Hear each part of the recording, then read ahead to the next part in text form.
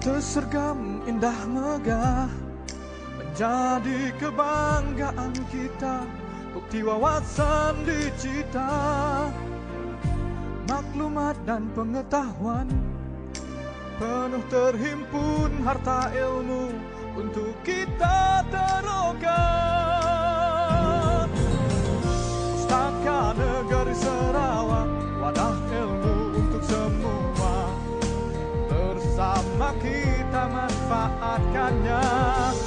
Pustaka Negeri Sarawak, berteknologi dan berusaha, berkhidmat ikhlas untuk kita. Pustaka Negeri Sarawak,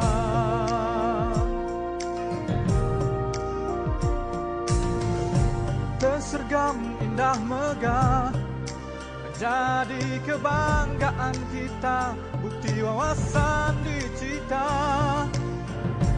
maklumat dan pengetahuan, penuh terhimpun harta ilmu untuk kita taroka. Pustaka Negeri Sarawak, wadah ilmu untuk semua, bersama kita manfaatkannya. Pustaka Negeri Sarawak, berteknologi dan berusaha, berkhidmat ikhlas untuk kita. Pustaka Negeri Sarawak,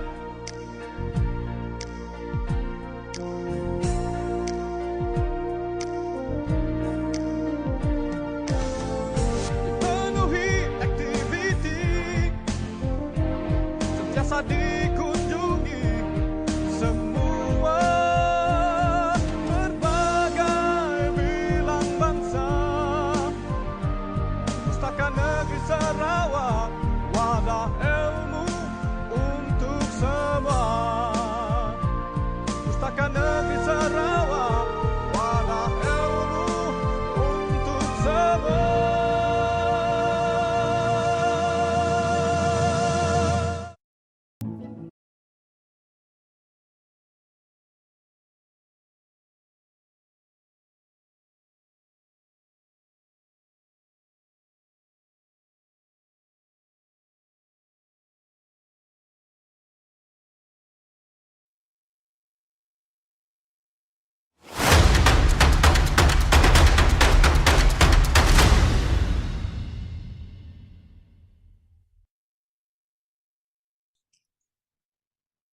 Assalamualaikum and a very good morning, ladies and gentlemen. We're back for the second day of Sarawak Annual Librarian Colloquium Salku. It is my pleasure to welcome all the audiences to the 7th Sarawak Annual Librarian Colloquium Salku. Today we will have another presenters joining this colloquium. Ladies and gentlemen, now without further ado, we will turn the time over to our first speaker, Mr. Razak Haji Rambili. Over to you, Mr. Razak.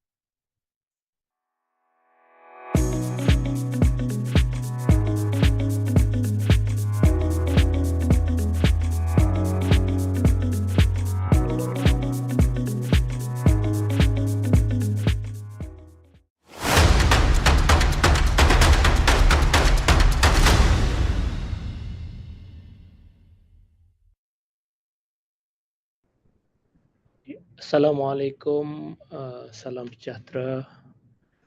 Pada hari ini saya akan membentangkan kertas kerja yang bertajuk Makerspace, Pembudayaan Kreativiti dan Inovasi di Pustaka Negeri Sarawak Miri.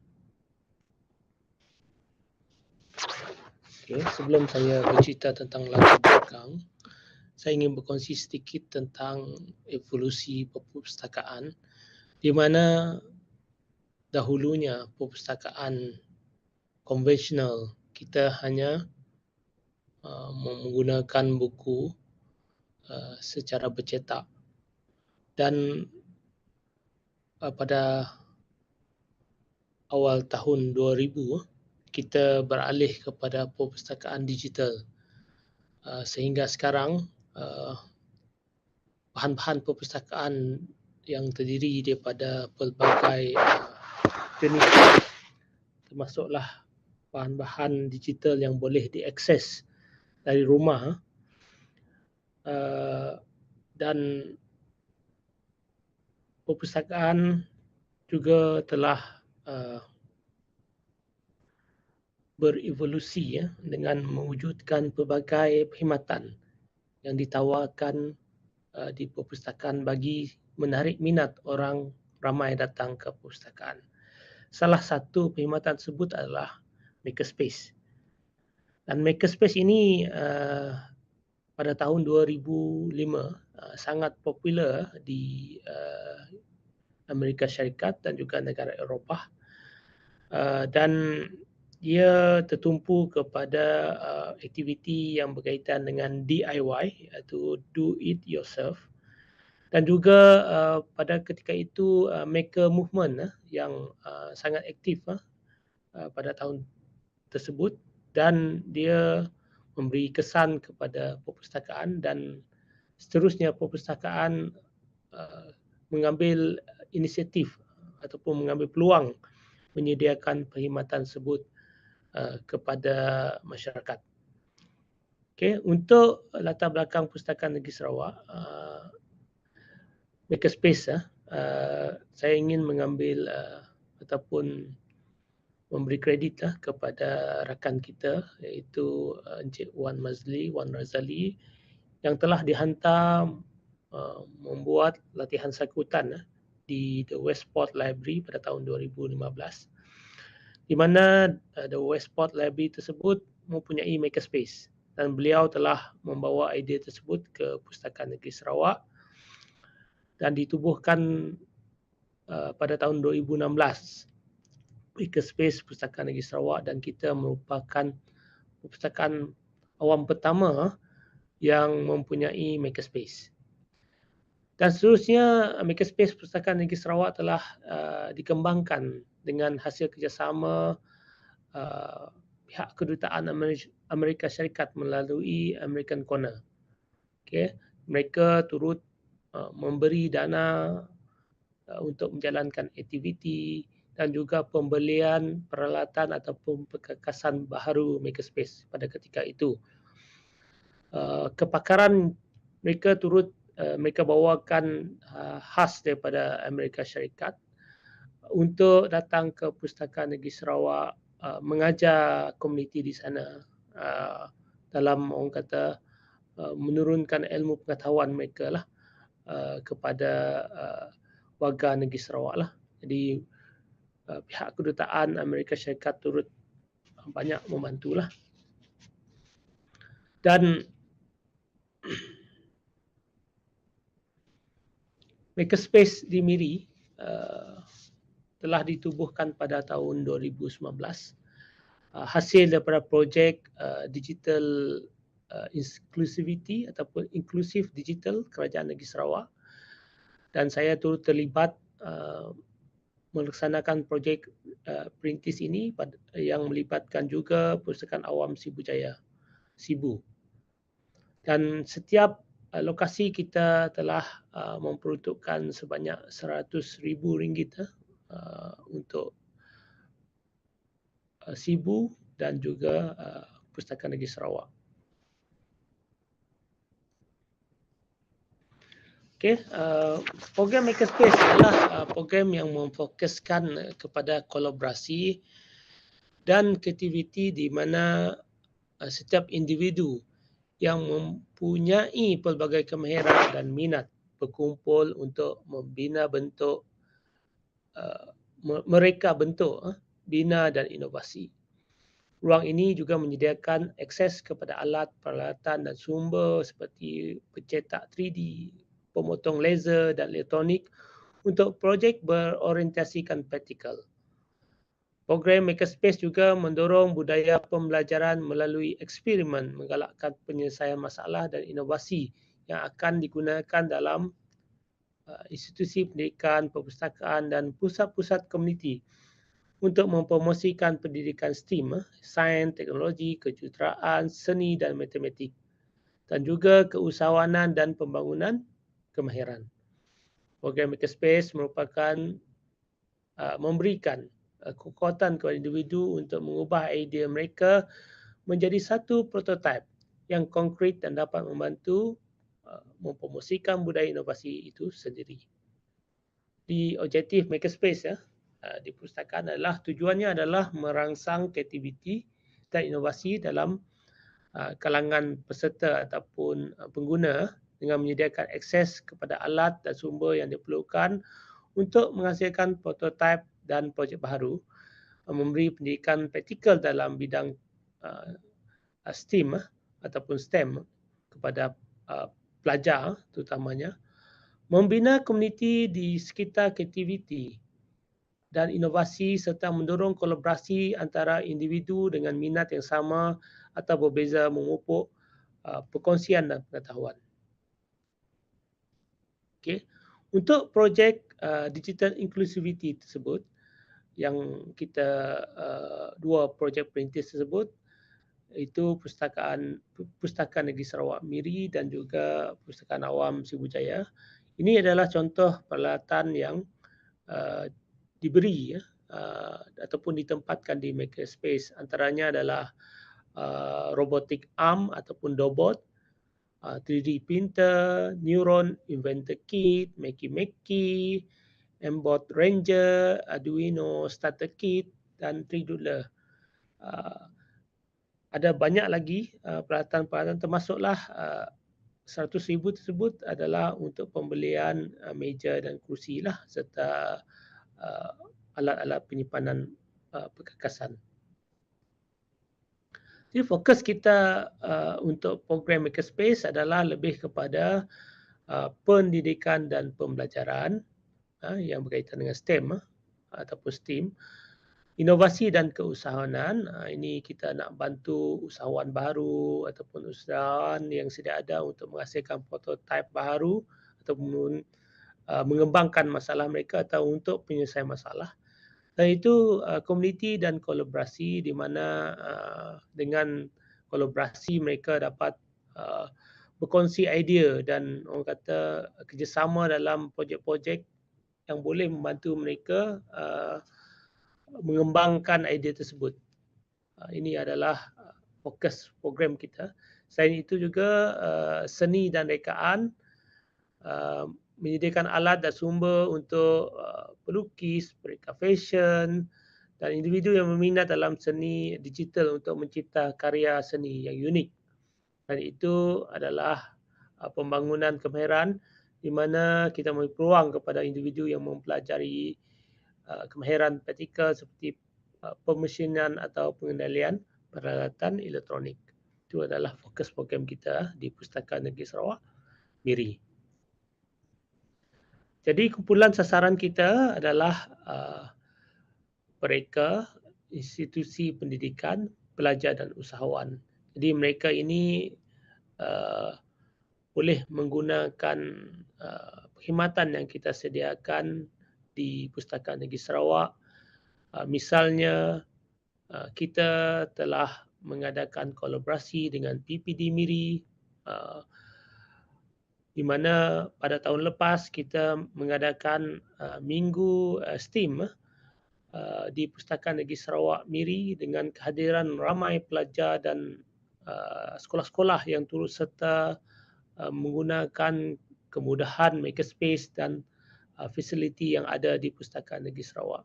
Ini yang kita kendaki, di mana orang datang ke perpustakaan, mereka datang untuk bukan hanya untuk menyertai aktiviti yang kita tawarkan, tetapi dalam masa sama kita cuba memberi pendedahan kepada mereka tentang apa itu perpustakaan dan perkhidmatan yang kita sediakan. Okay. Ini adalah contoh aktiviti yang kita ada, aktiviti backlog build. Ini antara yang kita ada. Sign on Wheel STEM aktiviti kerjasama SDEC dan Cumbaka. Ini yang kita buat di dalam Pustaka Negeri Sarawak Makerspace kita. Dan untuk program di luar, kita turut membawa peralatan kita ataupun kita membuat kerjasama dengan agensi seperti Tegas. Seperti di gambar ini adalah pengatur caraan Arduino di sisi Bakam dengan kerjasama tegas. Kalau kita lihat gambar-gambar ini, semua lapisan masyarakat turut serta menyertai program-program yang kita adakan, termasuklah orang dewasa dan juga kanak-kanak. Ini adalah poster-poster yang kita ada, poster aktiviti yang kita jalankan. Kalau kita lihat yang di sini, Makers Meet adalah program utama kita untuk mempromosikan makerspace di Pustaka Negeri Sarawak. Jadi Makers Meet ini adalah program kerjasama dengan Kedutaan Amerika Syarikat melalui American Corner. Yang pertama kali kita buat pada tahun 2017 dan pihak kedutaan memberi grant untuk kita menjayakan aktiviti inilah. Dan agak ramai peserta yang hadir ke program ini dan kita mula program Makers Meet ni di Kuching dan sekarang dikembangkan ke Sibu dan Miri sekali. Dan itu juga kita ada pelbagai aktiviti seperti drone robotik, green tech dan sebagainya lah untuk mengajar masyarakat tentang teknologi-teknologi terkini ataupun perkara yang berkaitan dengan DIY yang mereka boleh buat sendiri tanpa melibatkan kos. Ini yang kita ajar di makerspace kita. Dan kita melaksanakan aktiviti ini dengan kerjasama ramai pihak. Tanpa rakan pintar kita memang suka untuk kita laksanakan aktiviti makerspace. Antara yang amat selalu bekerjasama kita adalah pihak Tegas, All About, mereka, Real Fun Learning Center, Ketin University dan banyak lagi lah, American Corner. Mereka adalah rakan-rakan kita yang banyak membantu kita menjayakan aktiviti kita lah di Pustaka Negeri Sarawak, Miri dan juga di Sibu dan di Kuching. Kalau kita lihat, ini adalah statistik untuk Pustaka Negeri Sarawak Miri saja, di mana pada tahun 2021, 224 aktiviti yang kita laksanakan, 21 program adalah yang berkaitan dengan makerspace dan penyertaan hampir 4,000 orang. Dan pada tahun 2002, daripada 370 aktiviti, 48 adalah aktiviti yang berkaitan dengan makerspace dan seramai 12,000, lebih kurang 12,000 peserta yang hadir menyertai program kita. Dan pada tahun ini, setakat bulan Ogos, 269 aktiviti yang kita laksanakan dan 38 aktiviti yang berkaitan dengan makerspace berjaya kita laksanakan dengan penyertaan 7,137 peserta. Ini adalah komen-komen daripada peserta dan juga collaborators kita lah, yang mereka amat berpuas hati dengan program-program yang kita laksanakan. Dan ini turut memberi semangat kepada kita untuk menambah baik perkhidmatan kita dan juga aktiviti yang kita tawarkan kepada masyarakat di Miri. Okey, untuk plan jangka masa panjang, kita dengan kerjasama Yayasan Inovasi Malaysia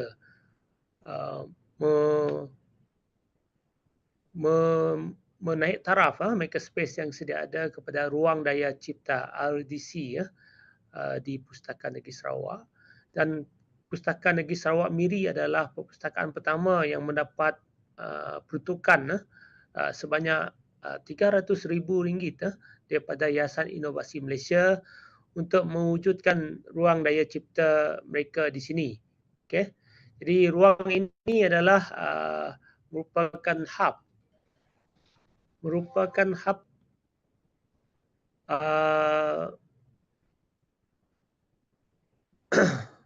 hub reka cipta teknologi dan inovasi yang menawarkan pembelajaran, latihan dan bantuan teknikal. Ruang ini juga dilengkapi oleh peralatan dan aplikasi teknologi sains, teknologi inovasi dan ekonomi, termasuklah penyediaan peralatan 3D printer dan robotik. Selain itu juga matlamat utama ialah perkongsian pengetahuan dan kemahiran serta memberikan pengalaman praktikal kepada peserta melalui kaedah quintuple helix ataupun gabungan antara kerajaan, industri, akademia, masyarakat dan alam sekitar. Ini adalah projek yang mereka rancang untuk dilaksanakan di Miri ini. Dan memberi peluang kepada masyarakat untuk menggunakan teknologi dan melakukan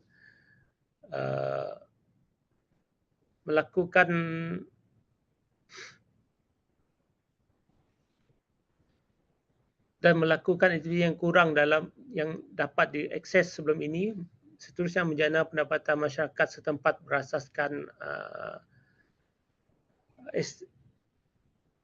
subscription, business mesh and sharing, network economy.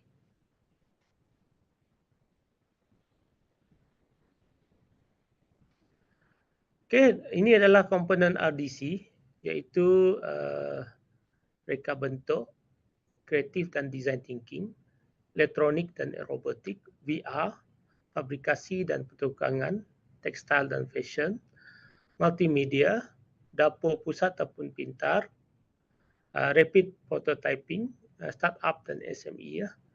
Di fokus RDC ini adalah kepada membantu golongan, terutamanya golongan B40, okay, dalam meningkatkan taraf kehidupan mereka lah. Jadi pihak Yayasan Inovasi Malaysia bersama dengan universiti telah membangunkan modul khusus yang berkaitan dengan design thinking, skill communication, elektronik, AI, artificial intelligence, Raspberry Pi, percetakan 3D, Arduino, microbit, celik reka bentuk, asas komputer. Ini yang mereka akan jalankan kursus-kursus ini di Pustaka Miri nanti. Okey, sebelum saya mengakhiri pembentangan saya pada hari ini, ingin saya beri beberapa tip membangunkan makerspace di perpustakaan anda. Sekiranya pustakawan yang di luar sana berminat untuk membangunkan makerspace di perpustakaan masing-masing, kita perlu menganalisis ataupun menganalisa keperluan ataupun minat komuniti. Kita perlu tahu apa yang komuniti di kawasan kita minat. Jadi kita akan memastikan aktiviti kita ataupun peralatan kita berkaitan dengan minat-minat mereka. Yang kedua, kita perlu sediakan ruang. Ruang ini perlu ada ruang yang khusus untuk kita berikan nama makerspace tersebut. Dan ruang terpulang pada tuan-tuan dan puan-puan saiz ruang tersebut, tapi kita mencadangkan ruang yang agak selesa sikit untuk masyarakat ataupun pengguna kita menggunakan ruang tersebut sebagai tempat mereka berinovasi, dan pastikan kawasan tersebut adalah selamatlah, tanpa gangguan ataupun kata faktor keselamatan yang kita perlu kena pastilah. Jadi yang ketiga adalah kena pasti rakan pintar dan ataupun sukarelawan. Kita perlu kena pasti rakan pintar kita, collaborators kita. Macam tadi saya telah tunjukkan rakan pintar kita, dan tuan-tuan dan puan-puan boleh merujuk rakan pintar kita sebagai orang kata checklist kita nanti untuk kita menghubungi mereka. Okay? Kita boleh bantu untuk mengenal ataupun mengenalkan tuan-puan dan kepada mereka untuk program-program makerspace dijalankan di perpustakaan tuan-tuan dan puan-puan. Selain kalau sekiranya tuan-tuan tidak mempunyai peruntukan, boleh menggunakan sukarelawan. Sukarelawan ini amat penting terutama yang berkaitan dengan bidang yang tuan-tuan kendaki program-program dijalankan di makerspace tersebut. Jadi mereka boleh bantu anda untuk menjayakan program makerspace di perpustakaan tuan-tuan. Dan itu juga bajet yang diperuntukkan. Jadi kita akan adjust bajet tuan-tuan ataupun peruntukan yang ada. Jadi kita tak perlulah beli peralatan yang besar ataupun yang kos yang mahal. Cukup untuk kita mulakan makerspace kita dengan peralatan yang kecil lah. Okay. Misal kata kita boleh beli kalau 3D doodler harganya murah di pasaran, kita boleh beli mesin jahit yang kecil tersebut yang kita boleh guna untuk menjalankan aktiviti.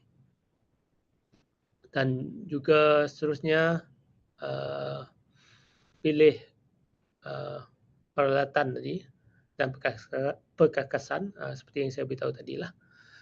Dan sediakan garis panduan penggunaan untuk memudahkan aktiviti kita dilaksanakanlah. Selain itu, kita perlu memastikan kita membuat perancangan aktiviti, okay, untuk secara mingguan, bulanan ataupun tahunan. Okay. Dan yang paling penting juga adalah mempromosikan program tersebutlah supaya orang tahu ada perkhidmatan baharu di perusahaan kita iaitu makerspace. Okey, saya juga berkongsi di sini berkaitan dengan makerspace directory, iaitu kalau kita lihat ada 4, makerdirectory.com, hackerspace, makerfair, makerspace.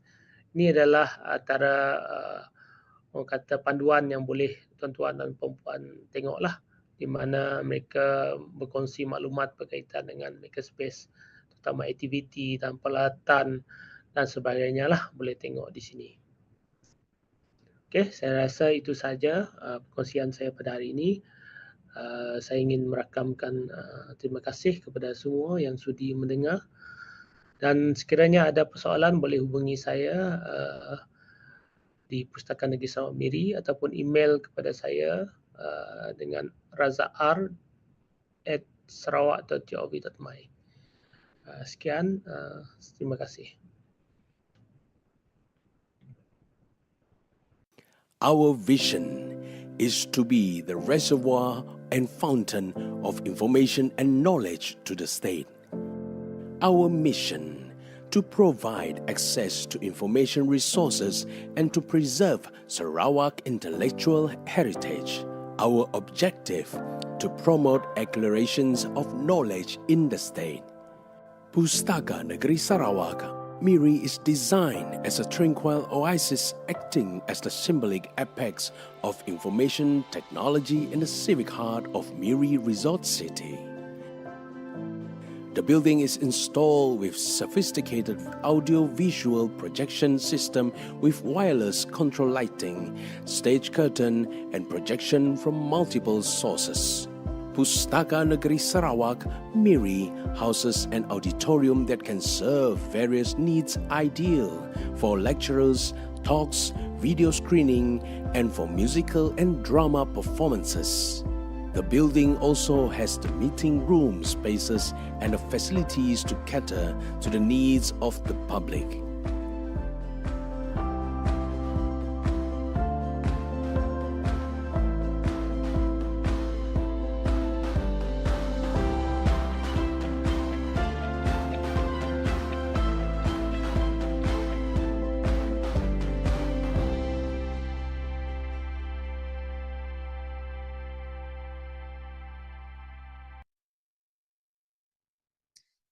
Thank you, Mr. Razak, for your presentations and the sharing.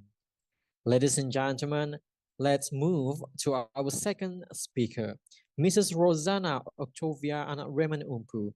Without further ado, I would like to invite Mrs. Rosanna to present her paper. Over to you, Mrs. Rosanna.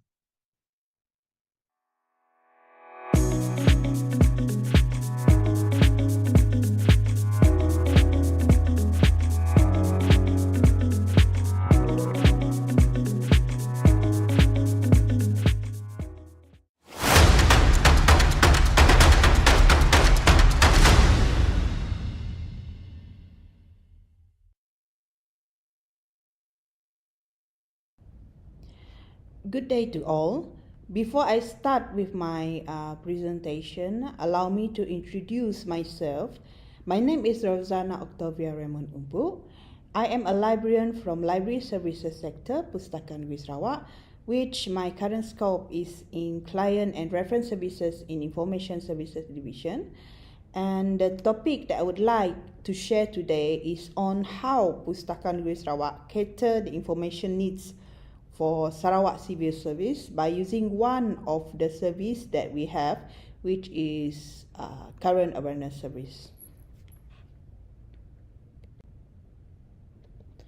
Current Awareness Service can be defined as system for reviewing newly available documents or the information about them based on the needs of an individual or group in research and development. This is according to GCs. Then, according to Chatterjee, Current Awareness Service is an information service aimed at providing current information to users in shortest possible time. So, the Current Awareness Service provides current information to the right user at right time on their time of need. So, it keeps the user up to date and well informed with current information. And CAS also indicates what users should read, and thereby it saves the time of the reader. So the objective of this paper is to provide an overview of Current Awareness Service, one of the service provided by Pustaka Negeri Sarawak in delivering the information needs to Sarawak Civil Service.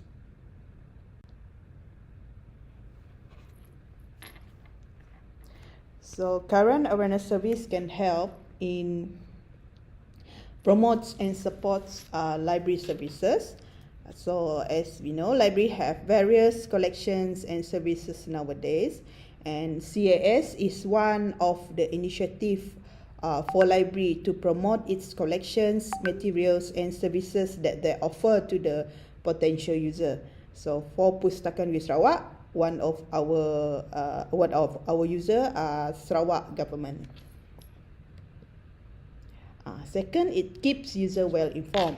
So as the realm of knowledge continues to progress significantly, staying current and well informed in one specialized field is increasingly challenging for users. So CAS serves as a solution for researchers and others, helping them manage the overwhelming volume of information and utilize it effectively. Third, it saves time. So by scanning or looking for information sources and alerting users, library actually save their time.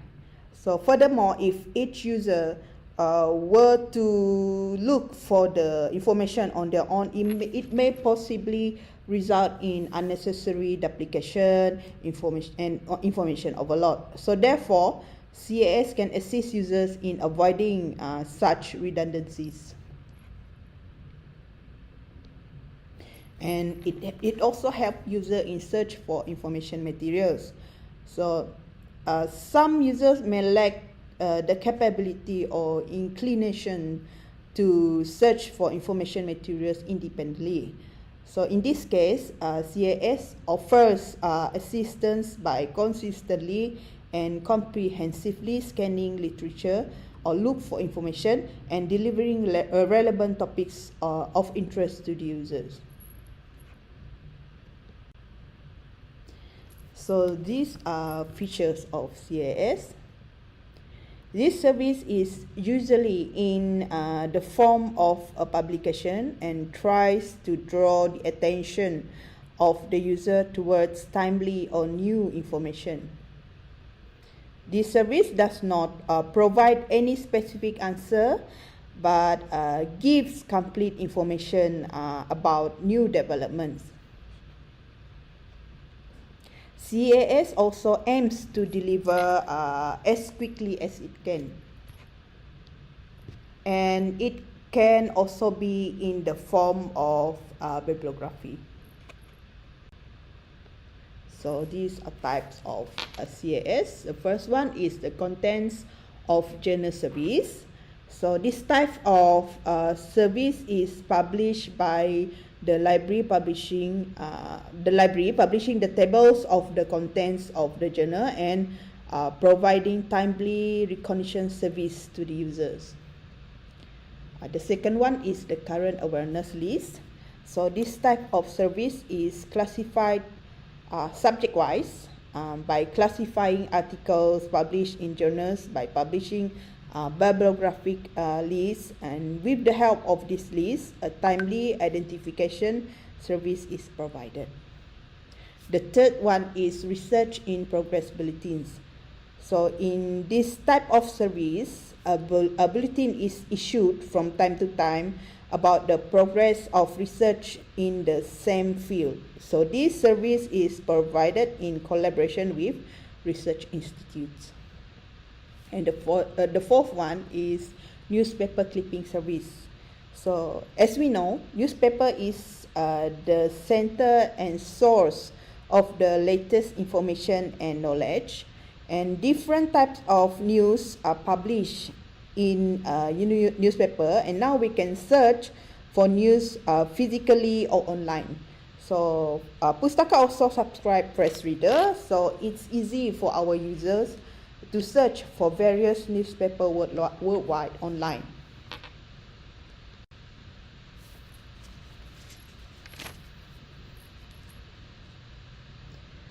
So our kind of current awareness service is provided by Pustaka Negeri Sarawak for Sarawak State Government to receive updated selective library materials from various disciplines that been subscribed by Pustaka. And CAS will be delivered to the members of Cabinet of Sarawak, ministries, from Cabinet of Sarawak down to the ministries and Sarawak head of departments. So we search for library materials, physical and online, especially from our subscribed online database. So we start with our current this service, our current awareness service to Sarawak State Government in the beginning of 2022 until now. So these are types of information materials that we provide: article abstract, newspaper cuttings, public opinion, book review, thesis, and case studies. So in distributing and providing the current awareness service, in order to search to distribute and search for relevant information, we assign licensed librarians for each ministries and departments.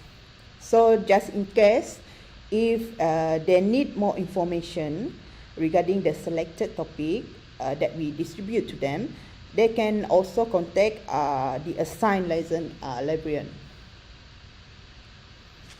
And then we also select information and record individual documents pertinent to the individual or groups of the organization being served, and this may be done by comparing the documents or information with the needs of users being served.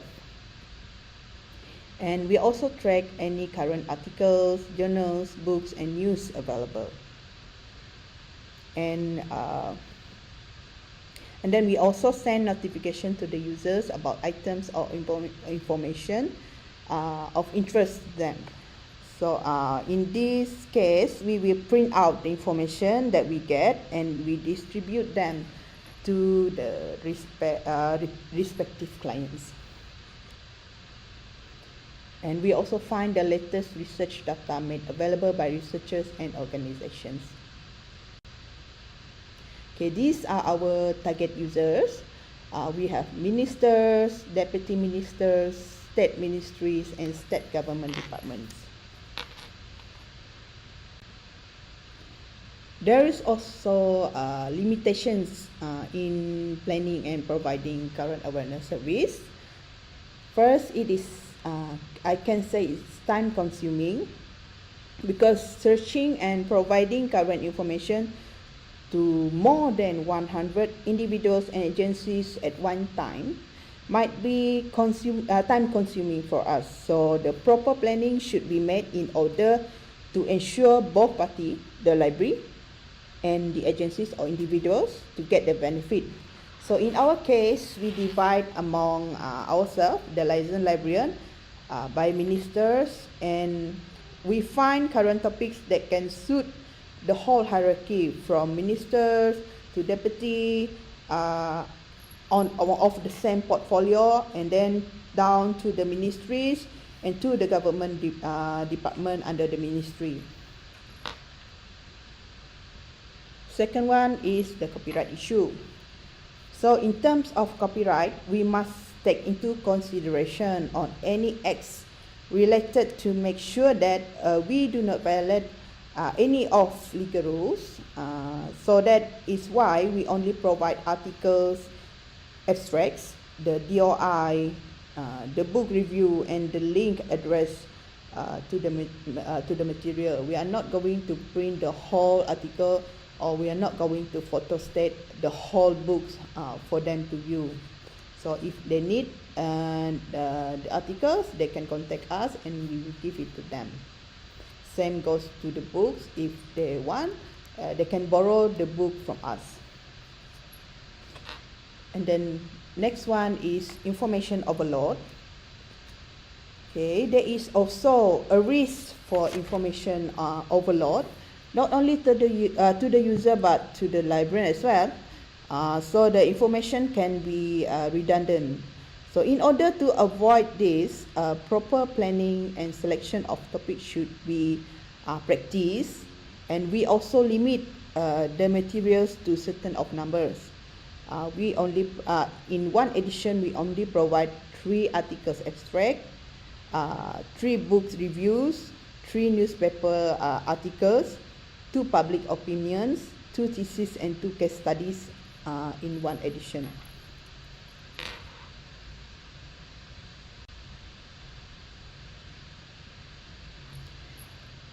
Starting CAS may be somewhat labor intensive for library staff at first, but a good planning and delegating tasks in preparing CAS will put the job in place.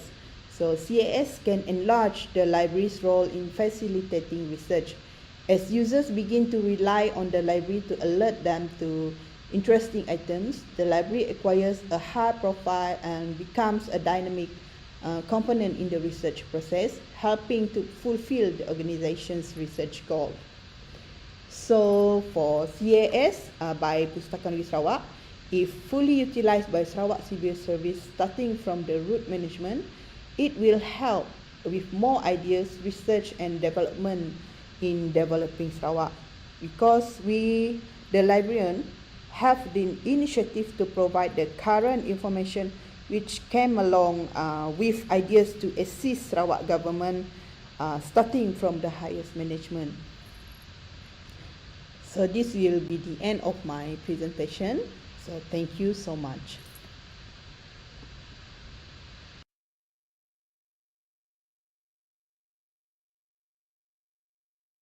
Welcome to the Sarawak State Library, one of the most unique libraries in the world that is surrounded by a park. Whether you are in need of learning materials, reference material, conducive learning environment, the free Wi-Fi, a recreational place for you and your family, or if you're a fitness junkie and looking for a place to jog or work out, the Sarawak State Library got that covered for you. Hi, my name is Charlie. Let me introduce you to the Sarawak State Library. Other than the Sarawak State Library in Kuching, we have other branches, which includes the Sarawak State Library Miri branch and the State Record Repository.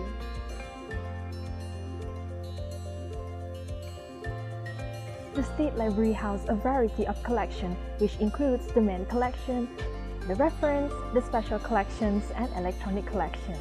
The main collections include topics ranging from philosophy, religion, social sciences, languages, pure science, technology, art, literature, and history.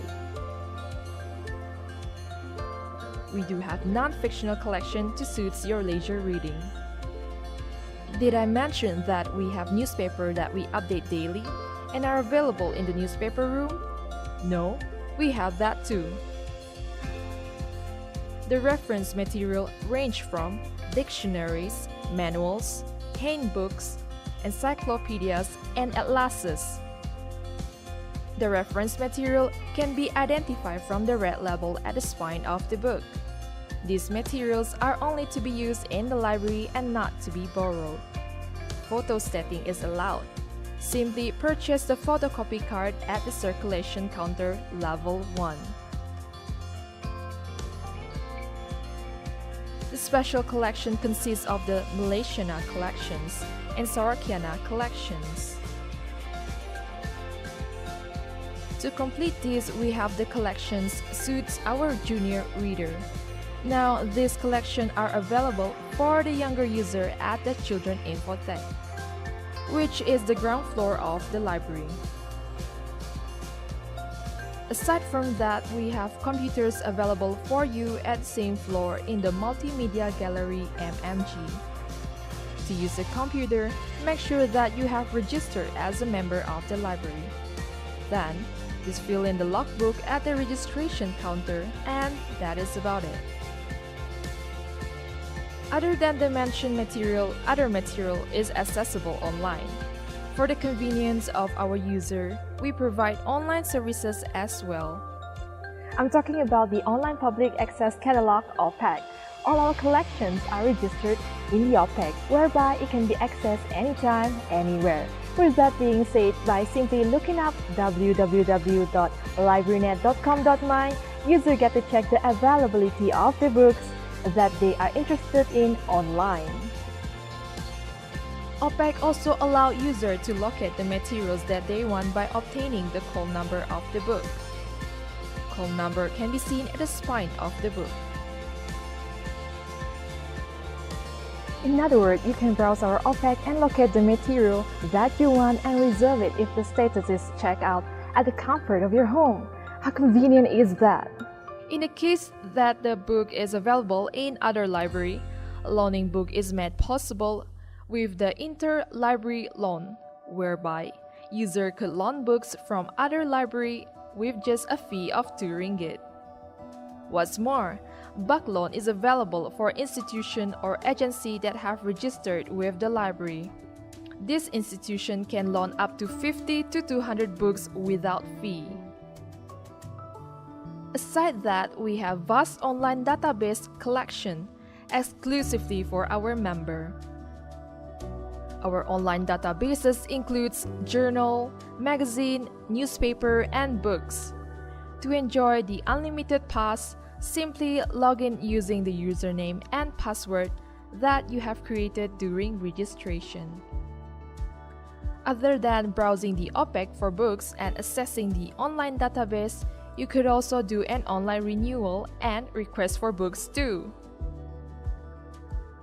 Wi-Fi is available for our user at the library compound. To connect to the Wi-Fi, select LibraryNet from the list of Wi-Fi available, and a pop-up will appear asking for the username and password that you have created during registration. Fill that in and you have the access. Now all these are accessible to our member for free. You heard that right, for free. To register, simply provide the librarian at the registration counter on the ground floor with your identification card or passport. The librarian will guide you to fill in a short online form. Activation will be done immediately after you press the submit button. Just remember to approach the librarian for your membership activation. Renewal of membership done yearly. Like the registration, the renewal of membership is also free. Having the habit of misplacing things? Afraid not, we do not provide our user with membership card. However, to access all the services and for future transaction, you will only need to show our librarian your IC. Our membership are open to the public starting from kids age 4. In addition, you have registered and have forgotten your username or password, approach the friendly librarian and they will surely lend you a hand. Now on to the do's and don'ts in the library. While we are striving to provide you with the best services, please adhere to the followings. No food and flavored drinks allowed in the library. No smoking at the library. Keep your volume to minimum when you are in the library. Remember to leave books that have been taken out from the shelf at the trolley provided or the counter. Do not leave your personal belongings unattended. The library is not a playground, therefore books are not toys. For this and more information on the Sarawak State Library, head to our website www.pustaka-sarawak.com. Feel free to give us a call at 082-442-000 or drop us an email to librarian@sarawak.gov.my. Stay tuned for all events or activity hosted by the library, or for any updates and announcement, follow us on our social media, Facebook, Instagram, and Twitter. Well, that is all from me. See you at the library.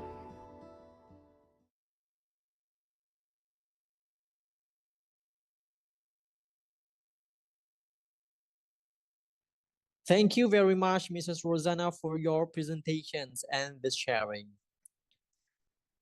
Let's move to our third speaker, Mr. Muhammad Shahrul Bahru and Mrs. Nazrah Muhammad Osman. Without further ado, I would like to invite our third speaker to present their paper.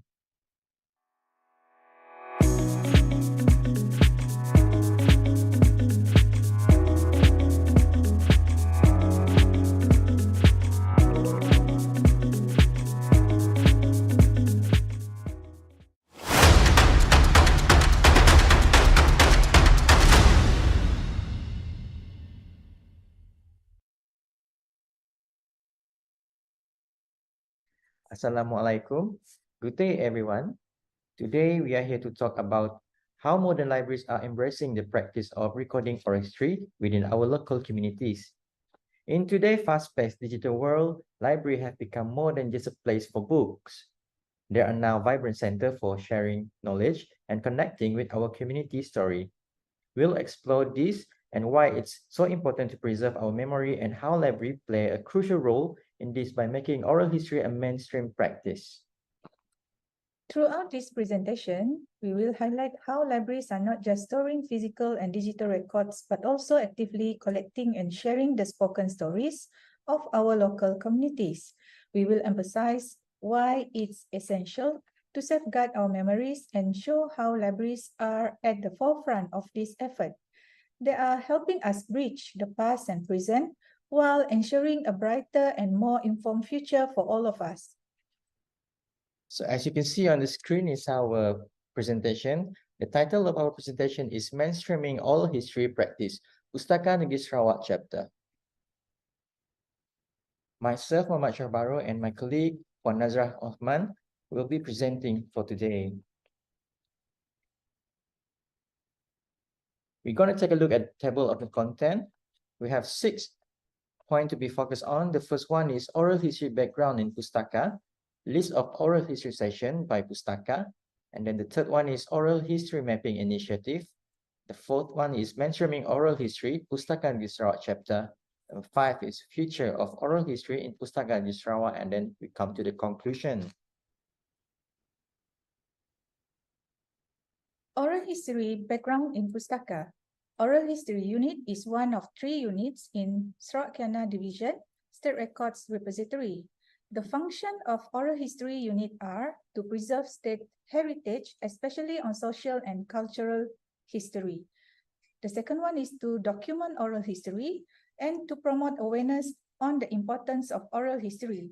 The last one is to process and foster access of oral history collections. Started in 2002 with its first project and formally became a unit on its own in 2017. Oral history unit with 3 manpower managed to capture memories of Sarawak. Now we take a look at list of oral history session that has been conducted in previous year. From the year 2002 until 2023, oral history unit have conducted 105 oral history sessions focusing on 4 main scope. As we can see on the screen, we have 4 main scope, which the first one is civil officers of Sarawak origin, focusing on Sarawakian civil service who have served and contribute in the development of Sarawak in terms of economic, social, and educational growth. For example, Sarawak State Secretary, high-ranking officers, Sarawak Civil Service officers, district officers, and etc. Now we take a look at the point number 2, leader, politician, and prominent figure in Sarawak. For instance, former state secretary, former governor, knowledge holder in certain topic, for example, sports, and etc. Now we take a look at point number 3, historical event and period in Sarawak. For example, Brooke era period in Sarawak, Sarawak Crown Colony, Japanese occupation in Sarawak, confrontation era in Sarawak, and self-governing Sarawak. And lastly, we take a look at point number 4, which is indigenous custom and tradition. For this particular scope, we cross-check with relevant authorities, Majlis Adat Istiadat Sarawak, and Tun Juga Foundation to avoid redundancy in selected scope. And you can see on our screen is the oral history session that has been conducted in previous year. Oral History Mapping Initiative. The main objective of oral history mapping is to enhance the process of accessing oral history session listing. Oral history mapping provides instant access to oral history session listing. Through this initiative, we will highlight two significant points. The first point is benefit that we can have from OH mapping. The first benefit is access to OH collection will be available 24/7. Users are granted the right to access OH mapping without the need to pay any fees or charges. This means they don't have to spend money to gain access. The second benefit is unlimited access. This refers to the fact that access to the OH mapping is not restricted by geography or physical boundaries. Users from anywhere in the world can access it. Another benefit that we can have from this initiative is time and cost saving. Our users can save time and cost, and they don't need to come to the library physically in order to refer to our OH collections. The second point is our future plan for OH mapping. Our future plan is to have a collaboration with other cultural institutions, universities, and organizations to pool resources, share expertise, and promote the use of oral history in research and education throughout the state of Sarawak. From collaboration that we have, we can expand our collections. Many oral history projects aim to continue collecting and preserving oral narratives from various communities and individuals to build comprehensive and diverse collections. Besides that, we can conduct an educational and outreach program. This is to raise awareness about the value of oral history and train individuals in conducting and preserving oral histories. Our future plan as well is to enhance accessibility, improving the accessibility of oral history collections through user-friendly online platforms, searchable databases, and innovative technologies is a priority. Lastly, to have long-term preservation. This plan is to ensure the long-term preservation and sustainability of oral history collections through appropriate storage, archiving, and backup strategies. More about oral history mapping. It is a collaborative effort by KIK team, which is White Hornbill team. We have presented this idea in KIK, Convention Innovative and Creative, on 13 August. And as you can see also, we have the screen capture of the system. User can search for list of oral history session that has been conducted by Pustaka Negeri Sarawak by scrolling up and down, zoom and out the maps on the system. In future, we're also hoping that other agencies can contribute to the list of oral history in Sarawak. There are 4 points of mainstreaming oral history Pustaka Negeri Sarawak chapter. Number 1 is format. Pustaka adheres to the established guideline and procedures when conducting oral history session, as doing so enhance the recognition and acceptance of our collection by other organizations. Number 2 is access.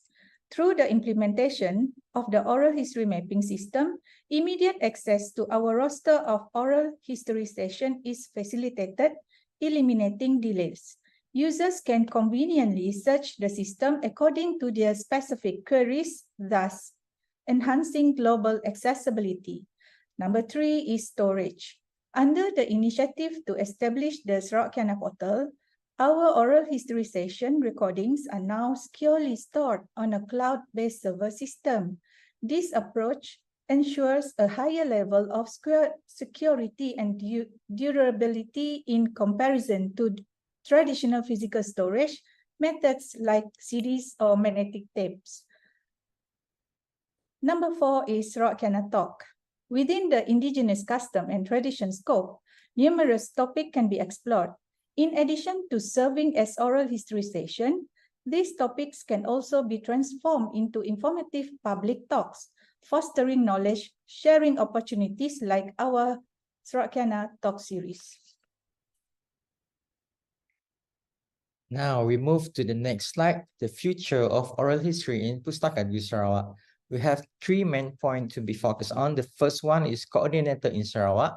With our current path, Pustaka aspires to take on the role of coordinating Sarawak oral history session within the state. This coordination aims to prevent duplication of efforts and to streamline the process effectively. And the second one is the possible podcast. Embracing the current trend of content streaming, Pustaka aims to produce content that can be transformed into podcasts, adding an attractive dimension for public engagement. The next one is crowdsourcing. In our endeavor to capture greater number of Sarawak memories, our goal is to raise awareness and encourage the production of community-driven oral history session. Now we have come to the conclusion of our presentation. In conclusion, Pustaka's vision involves becoming a central coordinator for Sarawak's oral history session, facilitating efficiency and avoiding duplication. Our commitment extends to embracing modern content streaming trend with a focus on creating podcast-friendly material to engage the public effectively. Furthermore, our mission centers on raising awareness and promoting community-driven oral history session, ensuring the preservation of wealth of memory of Sarawak diverse heritage. That will be all from us today, and we would like to extend our gratitude and thank you for the organizer of SALCO 2023. Thank you. Thank you. Ke saya maut. Hari tu kami nak mula sesi sejarah lisan tentang tika bergerang khazanah yang kian pupus dengan kita. Ini adalah wawancara bersama dengan Tuan Haji Hamdan bin Haji Meraih. Jadi pembentukan Malaysia, Tengku datang sibuk. Thank you very much. So I'm free to speak in whatever language I like to. Jadi soi kau buat apa Melanau jemit. Melanau. Kena jemit lah. Untuk mendalami lagi benda tu. Jadi ialah mula involve dari tahun 2000.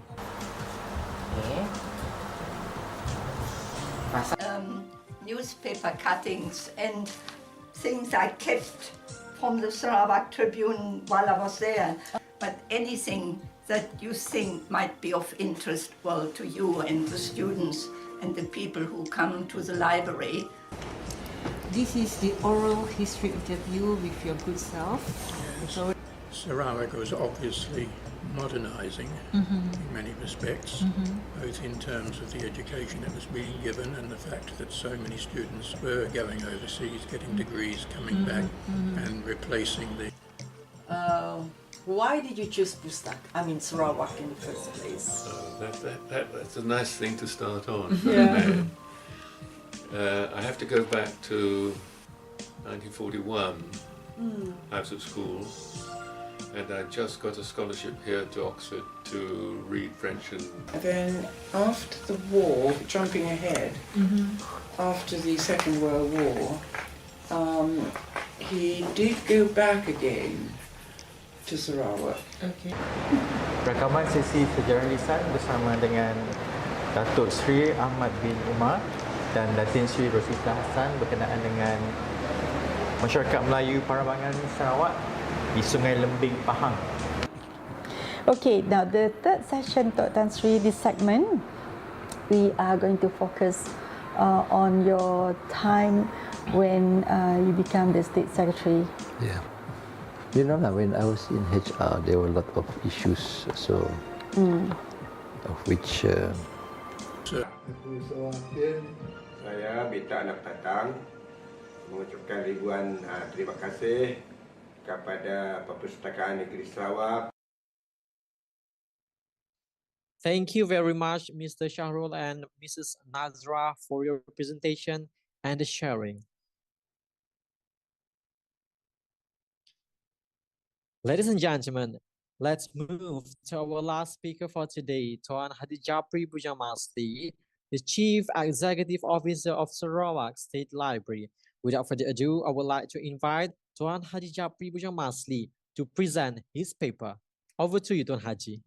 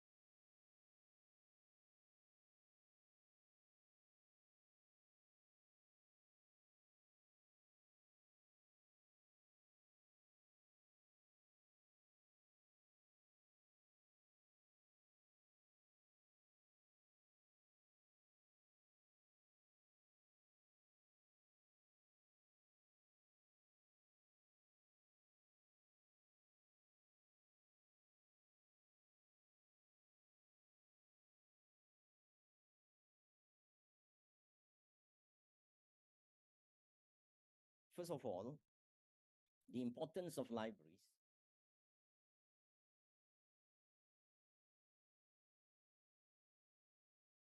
quite widely accepted by almost everyone. To declare that everybody agrees with that might be too much, but I think almost everyone agree, almost everyone. And if we look at quotations by Yang Amat Berhormat Premier of Sarawak, who once said that the past determines the present and the present determines the future. As we exhibit our history and past events to share with visitors, we also enrich our culture and knowledge for us to determine the future. So what I want to highlight here is the importance of enriching culture and knowledge in order to determine the future. So the importance of knowledge and culture itself, of course, this has direct impact to library and information services because we provide resources and services for people to practice lifelong learning. So by doing so, we help Sarawak or anywhere where we have the libraries, we help the people to determine because we provide something that resources that we wait to happen later, but the future is something that we need to create together. So creating a better future will need a significant understanding in knowledge and a positive culture by the people. Another is a quotation by the Right Honorable Prime Minister, Yang Amat Berhormat Datuk Seri Anwar Ibrahim, who said that knowledge tradition is important. We fight because of information and facts. We fight because of noble ideals to bring change. And this, for me, cannot be abandoned in our political struggle. Even though these quotations is being mentioned in a political environment, but everybody knows that our everyday life, regardless of whether it's a social life, economic life, private life, is affected by the political environment. So as the library community, we should also take into account the importance of struggling based on information and facts. So meaning to say, if we want to develop, to help to create developed and high income countries in the near future or any time in the future, we will need information and facts. Information and facts we have now that we can use in order to ensure that we will go towards the right direction, so that we can ensure the vision of attaining a high income nation and developed nation at a certain time. Now for Sarawak, the target is the year 2030, will be achieved.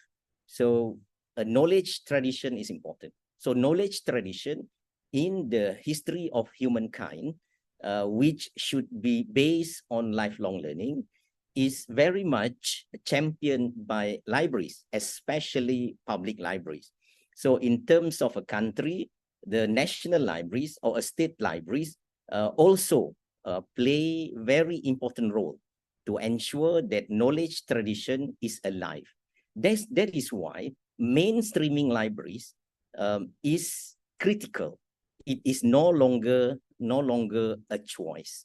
Mengarus perdanakan perpustakaan dan perkhidmatan maklumat bukan lagi suatu pilihan, tetapi suatu kemestian untuk kita mencapai wawasan negara atau negeri maju berpendapatan tinggi pada masa yang terdekat.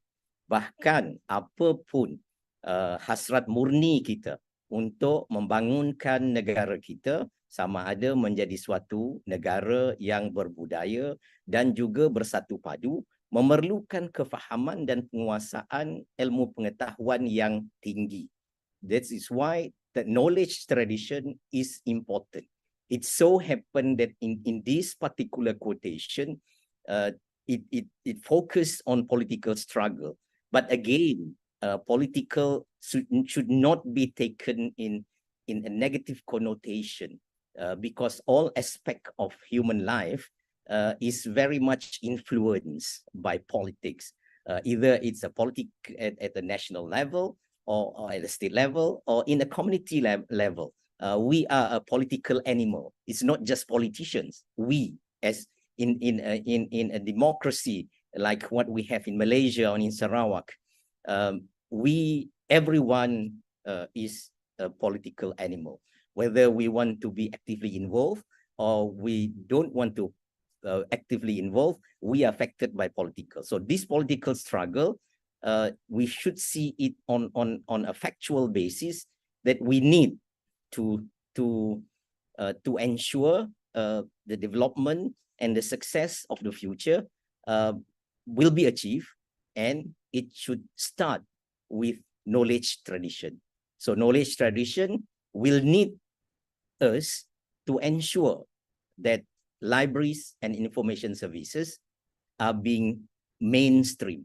We should become opinion leader.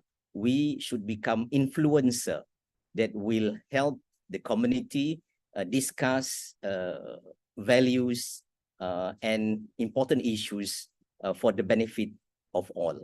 Mengarus perdanakan perpustakaan dan perkhidmatan maklumat sangatlah penting bagi memastikan tradisi ilmu ini akan berkembang supaya kita boleh menjadi pempengaruh di dalam memastikan apa yang dibincangkan dalam arus perdana masyarakat kita untuk kebaikan bersama. With that, there is another quotation by the chairman of Pustaka. He said that there are two approaches for the libraries particularly. That is top-down. So we go to the people and trying to promote whatever the services and facilities that we have, and try to improve awareness among the people on the importance of reading culture, the importance of lifelong learning, and the importance of making use of the library and information infrastructure that we have. But the other one is bottom up. So the people will realize the importance of knowledge, books and libraries, and they will work with us from our top-down approach. They come from the bottom up. Then we work together, and in this way, the attainment of mainstreaming libraries and information services should become easier. We need to work with the community, sukarekawan, that is his term, which means almost the same as sukarelawan or volunteers, and families to create one home, one digital library. Let parents be the librarians. So this is community engagement at its peak. So if we are able to crowdsource efforts in promoting libraries and promoting lifelong learning to the grassroots, then we might be able to achieve our targets sooner than later. Ladies and gentlemen, I would like to suggest the way forward after we agree on the importance of mainstreaming library and information services. There is a study done by Clem Santa many years back, but of course the finding is still relevant. He was studying on world-class companies, among them Coca-Cola, IBM, and others during those days. Apple and Amazon was not in existence yet.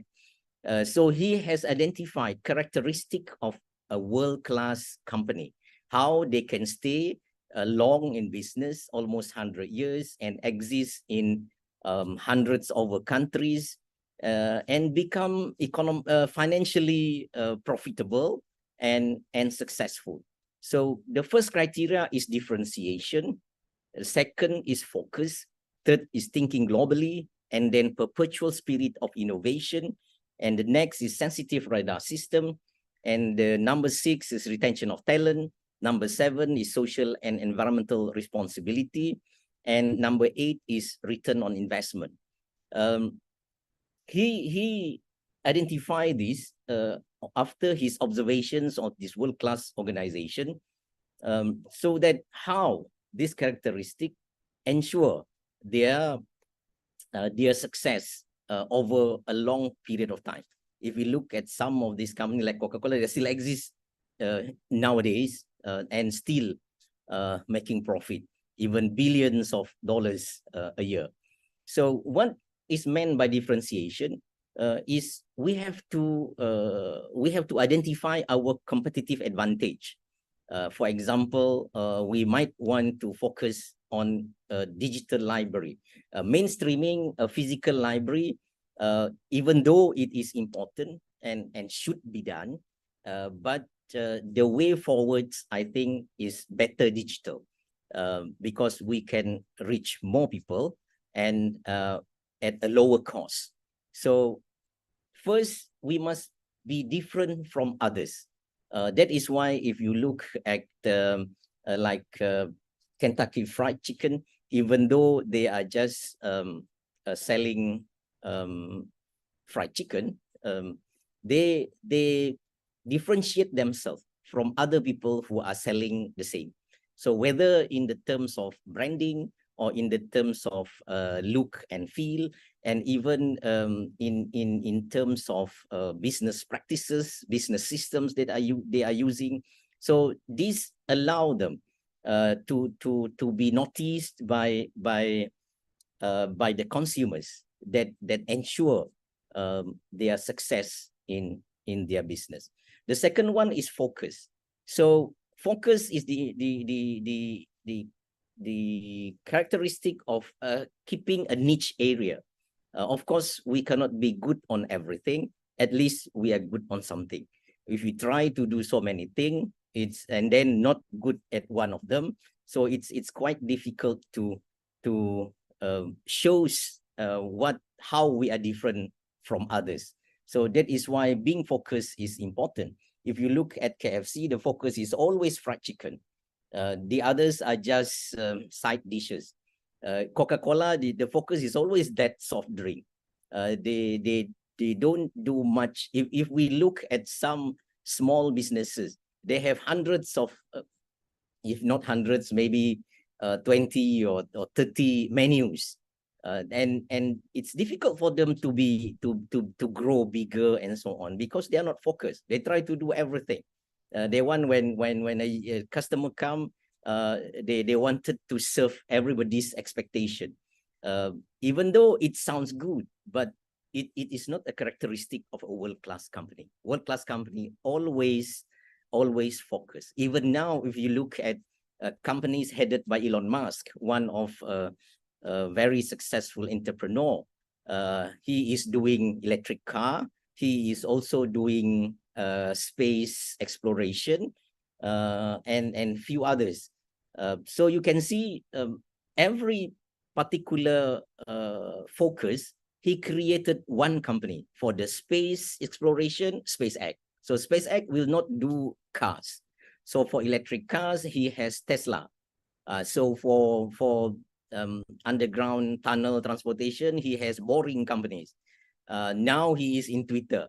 So one company focused on one particular niche area. So for libraries, we should be able to focus on our collections, on information services that we are providing. So in that way, we might be able to ensure that we will attain that world-class appearance that will help us to mainstream and to get more users to use our services. Of course, the next one is thinking globally. So we have to benchmark with global players, and of course the global standards and guidelines. We should work with the international federations of library associations and institutions, IFLA, and work locally in Malaysia with Persatuan Pustakawan Malaysia or Malaysian Librarians Association. So we cannot just do something without benchmarking ourselves with bigger players globally. So with that, we cannot make sure that we are doing the right things or we are doing the best. Even though if we can recall what was mentioned by our first speaker, Dr. Ghazali, in his keynote paper, he said that there is no best practices. What's best to others, to us might be different, but at least we look at what they are doing. We don't have to copy exactly, but we can adopt and adapt. This is to ensure that we don't stray too much from doing the right things. So thinking globally is also important, and to spread our services to go into international competition and awards is important, so that we have the opportunity for the international judges to evaluate our projects and so on. At Pustaka Negeri, for example, I think some other state libraries in Malaysia as well did also participated in IFLA and won certain award and recognition. I think the last IFLA in Rotterdam, I think, the Selangor State Library won the most popular poster, I guess. And Pustaka Negeri last year, we won the Confucius Prize for literacy, awarded by UNESCO. This is how. If you look at global companies, they go global, meaning to say like KFC, Coca-Cola, they exist in all countries, almost all, not all, but many countries. So you cannot be just staying local and expecting to be of world standard. And if we are to mainstream these library and information services, we have to go world class. So these are the characteristic of a world-class organization. Of course, some of us have heard about world-class being mentioned so many times long ago, but the effort to describe and to determine the characteristic of world-class was seldom mentioned. So that is why I am really excited to share with you the observation made by Clem Santer on world-class organization. Next is perpetual spirit of innovation. So the perpetual spirit of innovations, our previous chairman used to say, innovation is doing the same thing differently, better. So we do something differently, and it should be better.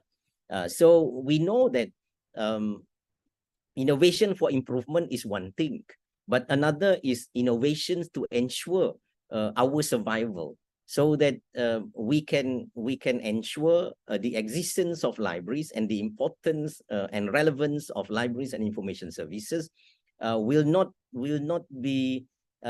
diminish whatever challenges that comes to us. So survive in perpetual change.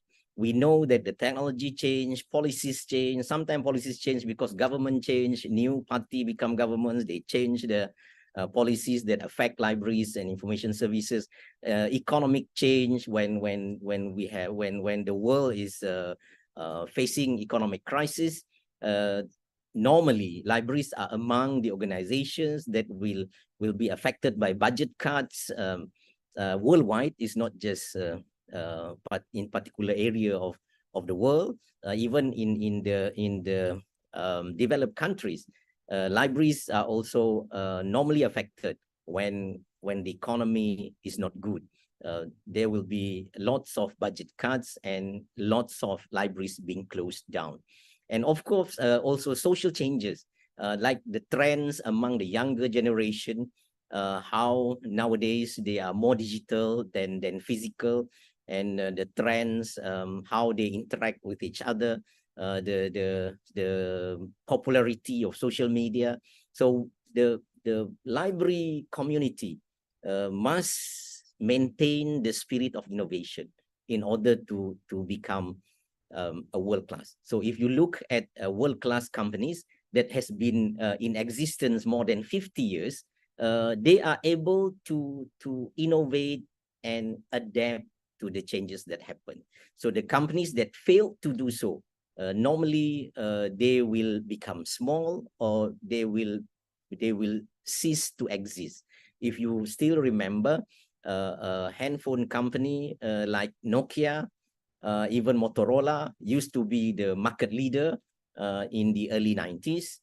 Now they are no longer in existence, I think, maybe bought by other companies, because they fail to adapt with the changes that's coming. So that is why perpetual spirit of innovation is important. And the next criteria is sensitive radar system.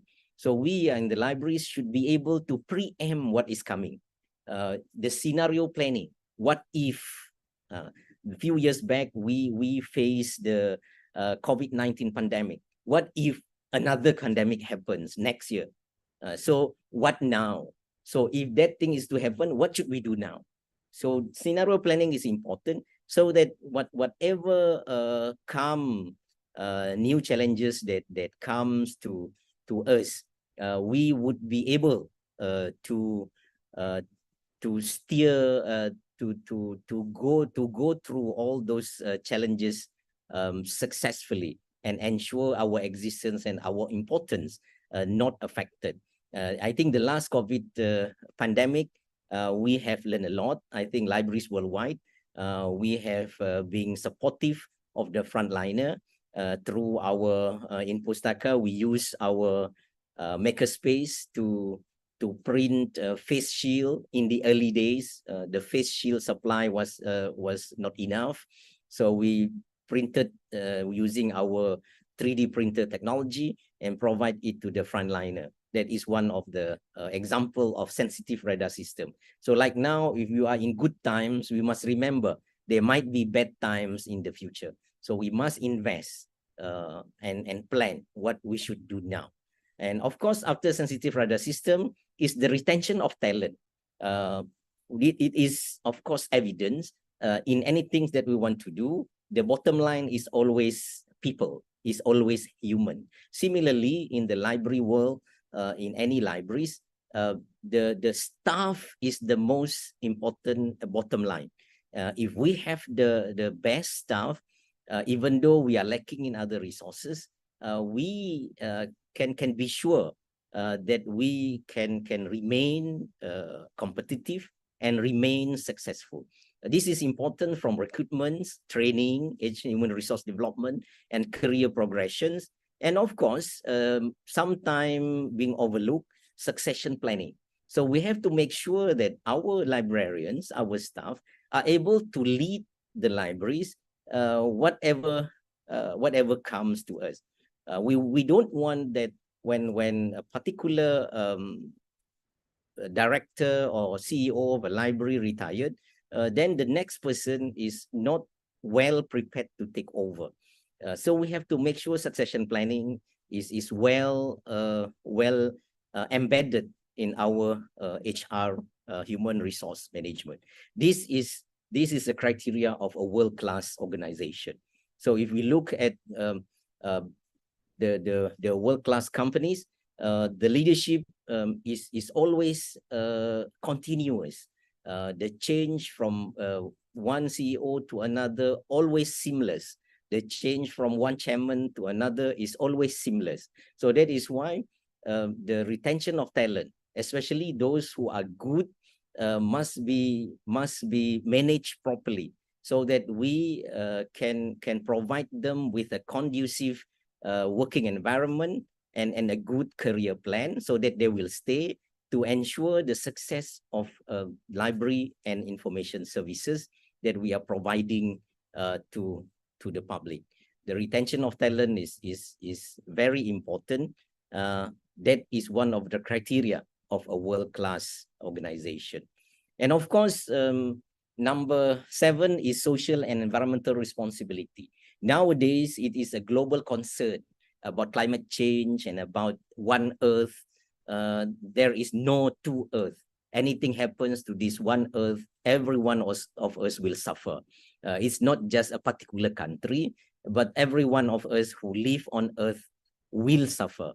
If we look back at the photograph of Earth taken by Voyager 1, I think, in 1967, if I'm not wrong, quoted by Carl Sagan as a little blue dot. So he said that little blue dot is where everything happens. That is where the people you ever love. That is where the human civilizations that ever was. That is where, so everything centered on that one small blue dot. That is one Earth. So we have to ensure that we fulfill our social and environmental responsibility to make sure the continuity of our Earth and the climate change will be able to be controlled. Our carbon footprint is minimum. That's why we in libraries now, actually, I think most of libraries in Malaysia especially, we are very much involved with the Sustainable Development Goal 2030, the 17 goals. And inside the library, we must try to create green library, which conforms to the criteria of a green building, green practices, so that we don't contribute to the greenhouse gases emission, particularly carbon dioxide. And of course, minimalism.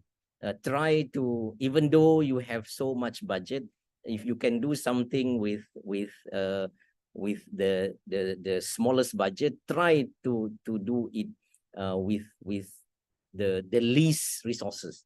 This is minimalism. it's good for the environment and social responsibility. So we can see that the world-class organizations, they contribute to the social and environmental responsibility, because by doing so, they will be accepted by the users, the consumers, and the consumers would want to use their services and product because they know that these particular organizations do not contribute to global warming. So libraries is even more crucial to ensure our social and environmental responsibility is fulfilled.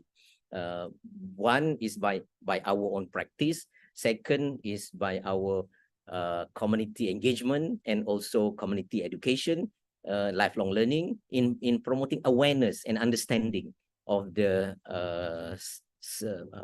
Sustainable Development Goals 2030, so that we can influence the public to also practice green living, minimalism, and also try to be carbon neutral as much as possible. Of course, last but not least, this is the most important thing, especially for world-class companies, because companies are a profit-oriented organization. So they are focused very much on return on investment. So if they cannot make profit, they will be closed. You can see those big companies who fail to have those criteria that we discussed before this, and then they lose market share, and they cannot make profit, and thus cannot give good return on investment. Then they become small, and at the end they are closed or taken over by other company.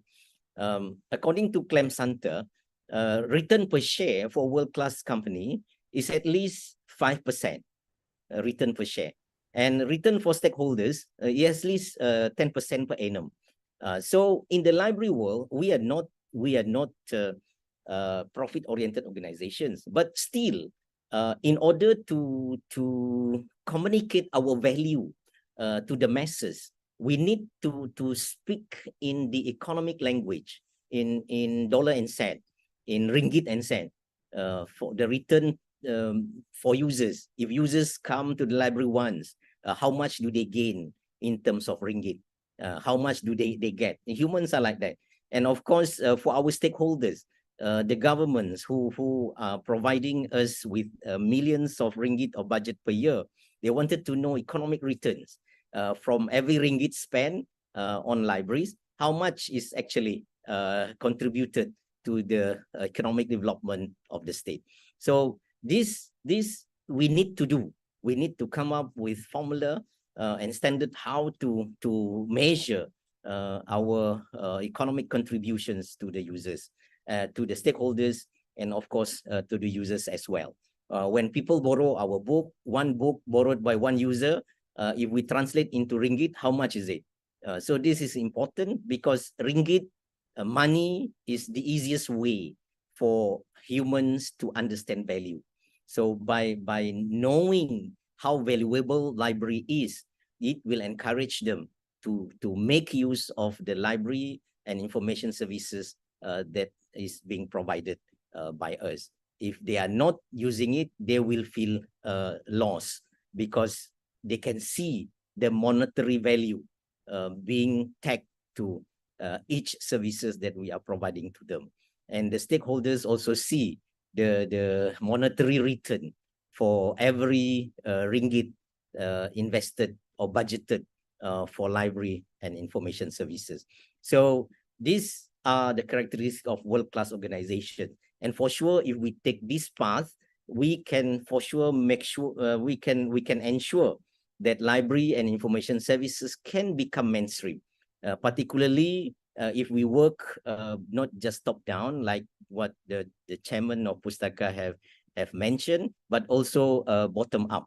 That is one thing. But in the terms of our everyday processes, it is important to understand all these issues and all these characteristics and embed it in our vision and mission, the vision and mission of the library, and also the processes each processes have to fulfill this characteristic.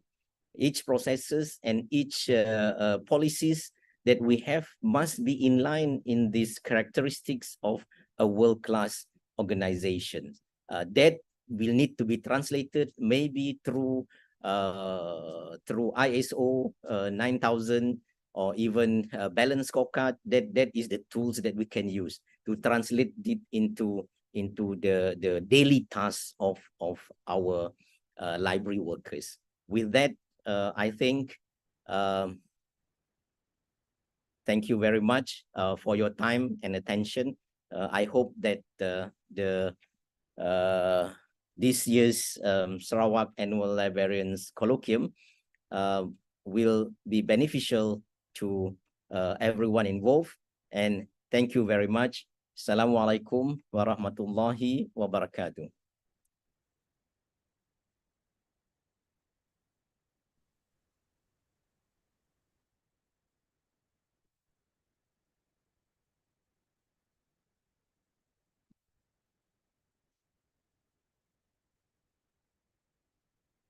Thank you very much, Tuan Haji, for your presentation and the sharing on the possible forward in mainstreaming library and information services.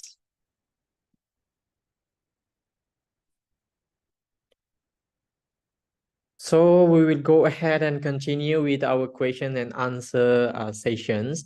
Please be sure to type your question, ladies and gentlemen, in the question box in your control panel. If you have any questions, please type them into the question box in your Zoom control panel. And for the viewers on the Facebook and YouTube, can write down the questions on the chat or the comment sections.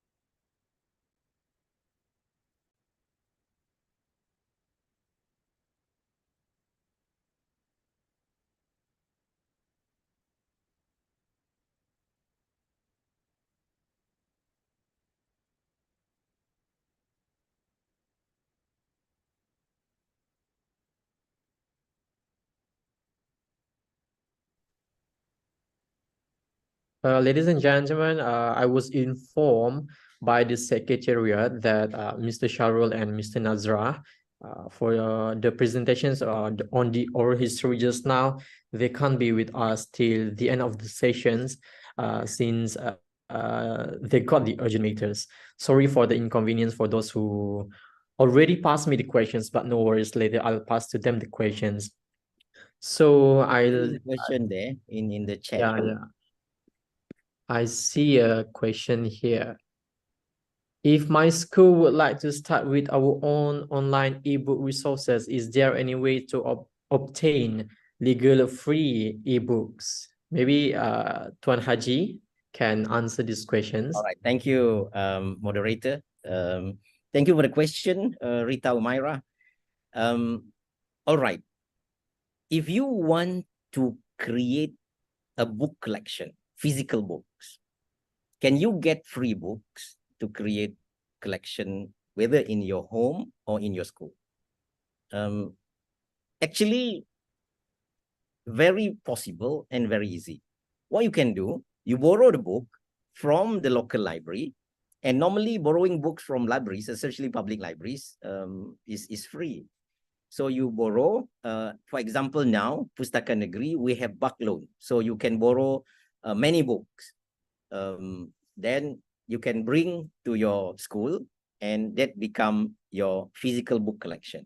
Similarly with ebook.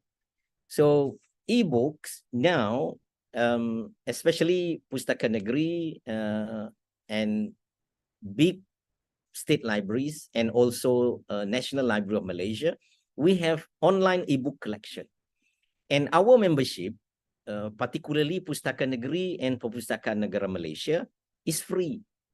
So what you can do, you can create an interface to our ebooks and just ask your student or teachers to register as our member. So that become collection of your ebook. Once you become our member, so access to that ebook is already free. So no matter where you are, as long as you have internet connection. And if you need help in this, you can work with Pustaka Negeri. We have a project, we call it Pustaka at School. So we can create that digital interface for your school so that your school have its own digital library. So all the collection behind that comes from Pustaka, and also some free online ebooks that we can provide for you. Then you can put it as your library, because digital library is something digital, is free and very fast to replicate. So we just replicate that to become, let's say, if your school A, so Pustaka at School A, so it become your digital library. I hope that answer your question. Later on, you can contact me directly or my officer regarding the Pustaka at School program. Okay, thank you, Tuan Haji Japri, for the answer. I hope that also answering the questions by the Rita Umar Abdullah. So I do have a question to Tuan Haji Japri. Since you did present and share on the possible ways forward in mainstreaming the library and information services, I would like to ask how can the libraries and information services adapt and develop in order for the library to stay relevant in this digital era and become essential components of lifelong learning and the knowledge disseminations for all. What is your opinion also on the having the physical library or the traditional library in this digital era? Thank you for the question, moderator. Actually, the need for knowledge is a basic need for human being. All of us, we need knowledge and we need information. This is evident because in every decisions that you make, you need to know something. Even the smallest decisions like what clothes to wear today. So if you woke up in the morning and then you have to decide whether you want to wake up straight away and take a bath or continue sleeping for a few more minutes. So in order to choose that decision, you need information. You need to know what is the program today. What do you have? Are you working? Is it a weekend? So if it is a weekend, then it's a different decision. If it is a working day, another decision. Once you woke up, you have to decide when to take a bath, whether you have your breakfast first or take a bath later, take a bath first. So all this needs information in order to decide. And then which cloth to wear. So you know, oh, today I have a meeting and so on. Then you have a different cloth to wear, different dress to wear. And if you have a photography session, corporate photography, then you have. So you see our dependent on information and knowledge is basic need. It is just like our dependence on food. No matter how you hate or you like food, you still have to eat. If you don't eat, you'll die. So the same with information and knowledge. So whatever you want to do, you need to think. When you think, you decide. So your decision will need input from the information that you have, from the knowledge that you understand, that you know. The problem is, just like food, if you don't have good food, you will eat junk food, but you still eat. So similarly with information and knowledge, if you don't have the right and authoritative information, you will still use information, maybe fake information, maybe spam information to make decisions, but you will make bad decisions. So the importance of library and information services is very clear. The challenge is for us to compete with this bad information, fake information, spam, which now is an epidemic in the social media, in WhatsApp. There are lots of misleading information being shared. So laymen sometimes don't realize that this is good information, this is bad information. Just like many laymen do not be able to differentiate between good food and bad food. That's why some people, they just eat, for example, one of my friend, not everybody, this particular friend, just as an example, he said that he will always have peanut on his table. When he work, he will take few eats, and a few minutes take another few eats, and by the age of 50, his arteries is blocked. He has heart problem because he didn't realize that it's a bad habit. Eating peanuts every day, almost all of the time is bad. Is bad food for him particularly. So this is the challenge. We have to highlight the authoritative and true facts to the view. We have to compete to the fake information. So the importance of information stays, but the challenge to the libraries is to help people become information literate, so that they know which are correct information, which are fake information.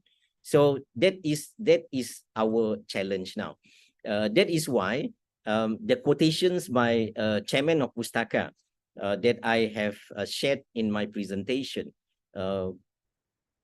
we need to also work bottom up. So we need to train the parents to become librarians, meaning to say they will help us to raise their children with the awareness on information literacy, with the ability, with the skill to evaluate the source of information, and then to identify what kind of information are needed in a particular life problem that they are facing, or in any decisions that they need to make, no matter how small.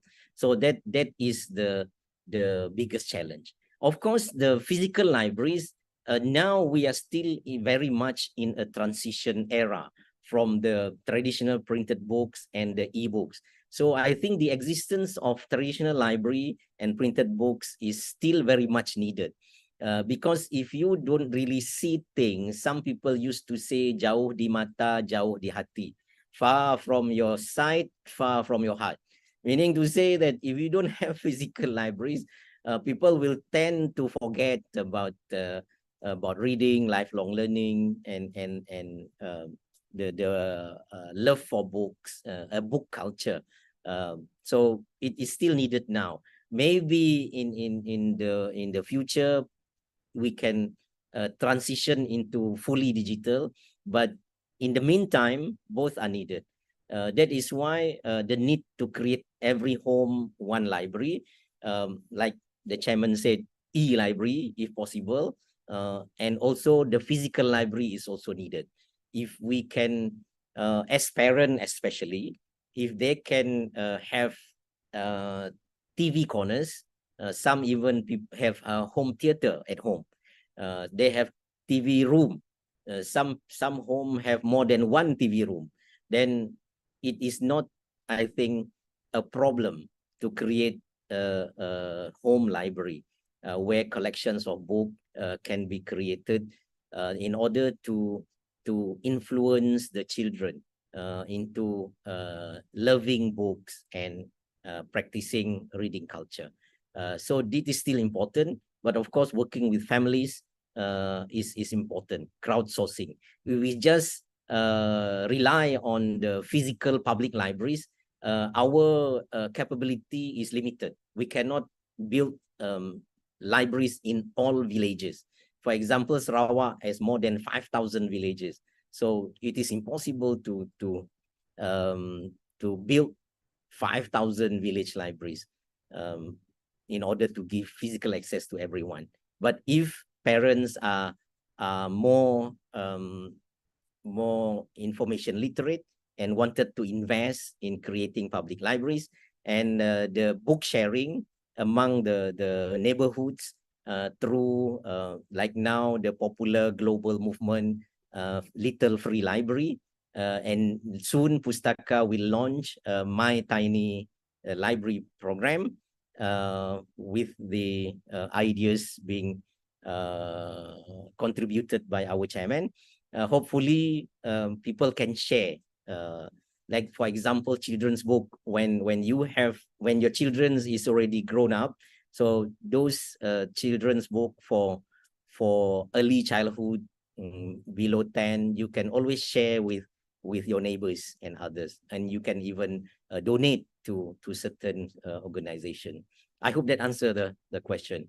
Moderator. Yeah, thank you, Tuan Haji, for the answering the questions. So we got another questions here from Chu Lee Kim, and another from the Facebook from Chu Lee Kim. I would like to obtain ebooks for the school library from the state library. What should I do? And from the Facebook, where can I get more book on Bahasa Iban materials, such as books or any ebooks that is related to it? All right. Thank you, Chu Lee Kim. I think this question is almost similar to the previous question from Rita Umaira.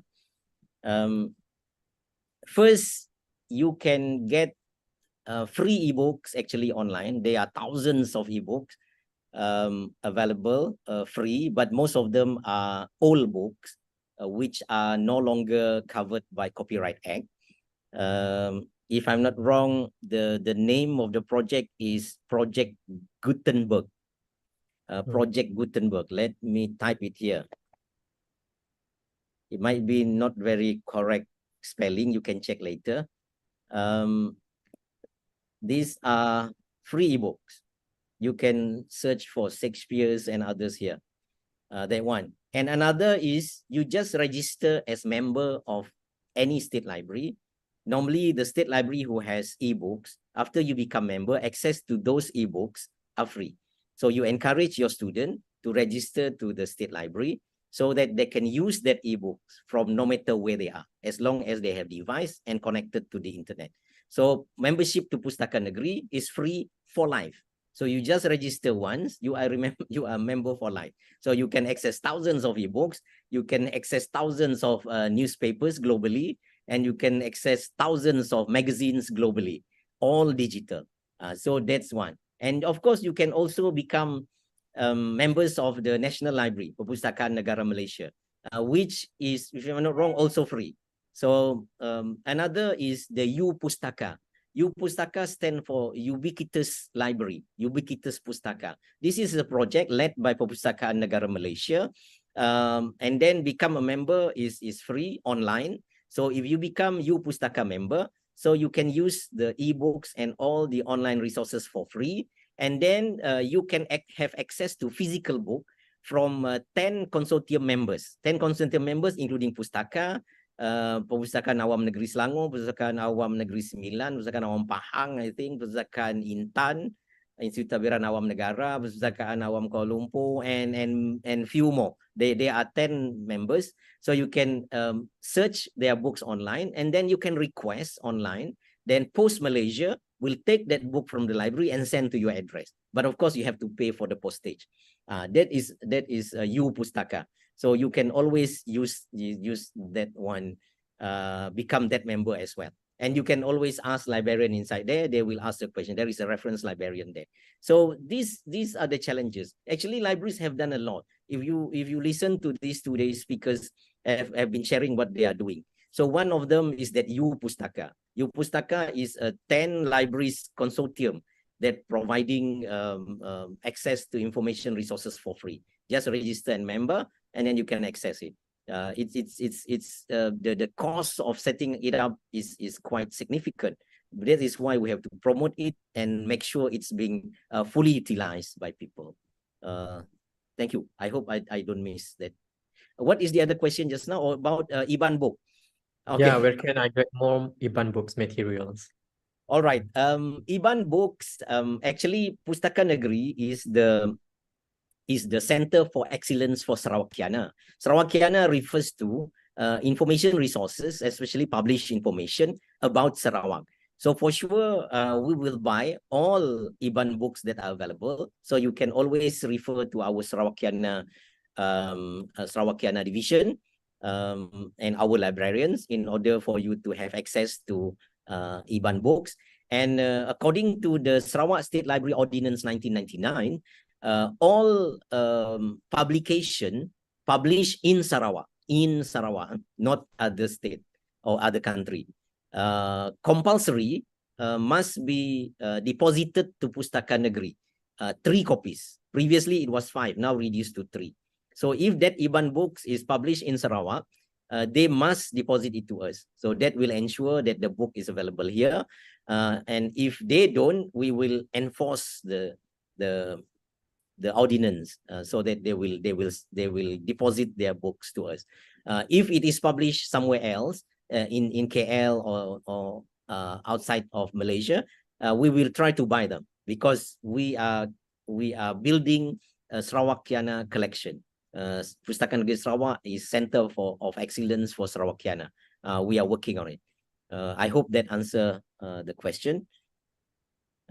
Thank you, moderator. Okay, thank you, Tuan Haji Japri for the answer. So the next question is from Halimah Zamahari. This question is regarding on the makerspace. Perhaps Mr. Razak can answer this one. Selamat pagi. Bagaimana caranya untuk mendapatkan bajet untuk menyediakan makerspace dan kepada siapa pihak sekolah nak rujuk? Terima kasih. Maybe Mr. Razak Rambili, Encik Razak boleh menjawab pertanyaan ini. Assalamualaikum warahmatullahi wabarakatuh. Terima kasih kepada yang bertanya. Soalan ini sebenarnya amat mencabarlah kerana untuk pihak sekolah untuk mendapatkan dana daripada ataupun memohon dana, mereka kalau kepada Pustaka Negeri Sarawak memang kita tak ada dana lah yang khusus untuk makerspace. Tetapi apa yang tuan-tuan, puan-puan atau cikgu-cikgu boleh coba adalah dengan memohon kepada Kementerian Pendidikan. Selain itu juga boleh coba untuk memohon kepada Yayasan Inovasi Malaysia, di mana mereka juga mempunyai projek yang kita namakan RDC, Reka Daya Cipta, yang Pustaka Negeri Sarawak Miri berjaya dapatkan pada tahun ini. Tuan-tuan ataupun yang bertanya tadi bolehlah menghubungi saya, nanti kita boleh berbincang dengan lebih lanjutlah bagaimana cara yang lebih terperinci untuk mendapatkan bajet yang dikehendaki untuk menyediakan makerspace. Tapi kalau di kawasan Miri ataupun sekolah-sekolah yang berdekatan dengan Miri, kita memang mencadangkan mereka menggunakan kemudahan yang ada di Miri. Sekiranya mereka berada di Sibu, bolehlah pergi ke Pustaka Negeri Sarawak Sibu, dan juga perkhidmatan makerspace ini juga berada di Kuching. Saya rasa lebih mudah untuk menggunakan kemudahan yang berada di kawasan seperti yang saya nyatakan tadi, membanding untuk mendapatkan peruntukan mungkin memakan masa. Tapi dalam masa yang sama boleh juga, saya rasa boleh bekerjasama dengan pihak PIBG untuk mendapatkan peralatan yang agak murah lah, macam 3 doodler, beli mesin jahit tu, mungkin kita boleh beli M-board, peralatan-peralatan lain yang boleh dijadikan asas untuk menyediakan perkhidmatan makerspace di sekolah. Tak silap saya di Miri ada beberapa buah makerspace yang ada di sekolah.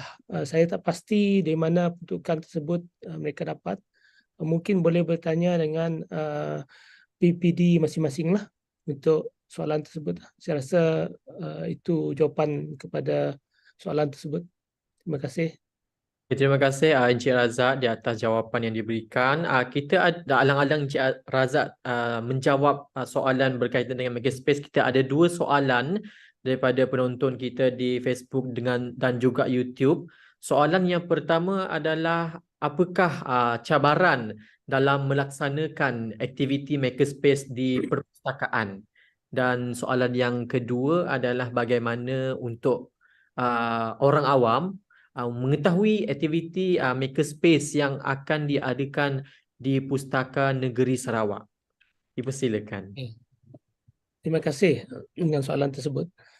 Okey, sememangnya cabaran untuk melaksanakan aktiviti Makerspace di perpustakaan tu memang banyak cabarannya. Antara yang saya boleh kongsikan di sini adalah perubahan budaya, di mana untuk mengubah persepsi tradisional perpustakaan itu sebagai tempat pembacaan kepada pusat kreativiti dan inovasi memang memerlukan masa.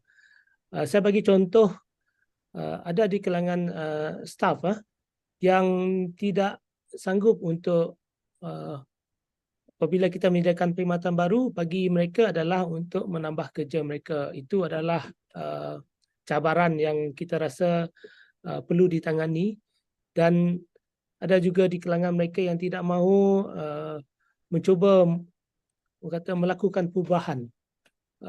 Saya tak pasti macam mana di kawasan-kawasan perpustakaan di luar bandar, dari segi cabaran mereka, dari segi kemudahan internet mereka, dari segi peruntukan mereka, selain daripada orang kata kemampuan petugas perpustakaan tersebut untuk menjalankan aktiviti tersebut. Jadi adalah menjadi tanggungjawab kita, Perpustakaan Negeri Sarawak, membantu dari segi orang kata menyediakan latihan dan program-program kesedaran kepada mereka untuk mereka menjadikan perpustakaan itu bukan hanya sebagai tempat anak-anak kita membaca buku, tetapi sebagai pusat komuniti di mana pelajar-pelajar, guru-guru, orang kampung yang mempunyai inovasi ataupun produk yang mereka nak ketengahkan, mereka menjadikan Perpustakaan Negeri Sarawak sebagai ataupun perpustakaan yang ada Makerspace itu sebagai tempat mereka mengembangkan idea mereka, menjadikan tempat untuk mereka berkreativiti dan sebagainya lah. Jadi antara yang saya sebut tadi adalah kehendak ataupun dalam bahasa ini willingness staff tersebut untuk menambah baik perkhidmatan, itu merupakan antara yang cabaran lah. Seperti yang saya cakap tadi, perbelanjaan juga menjadi faktor yang perlu dilihat. Ada juga perpustakaan yang tidak mempunyai bajet. Seperti tadi yang soalan daripada cikgu tadi, Cikgu Halimah Zamhari tadi bertanya tentang bajet untuk mereka mendapatkan Makerspace.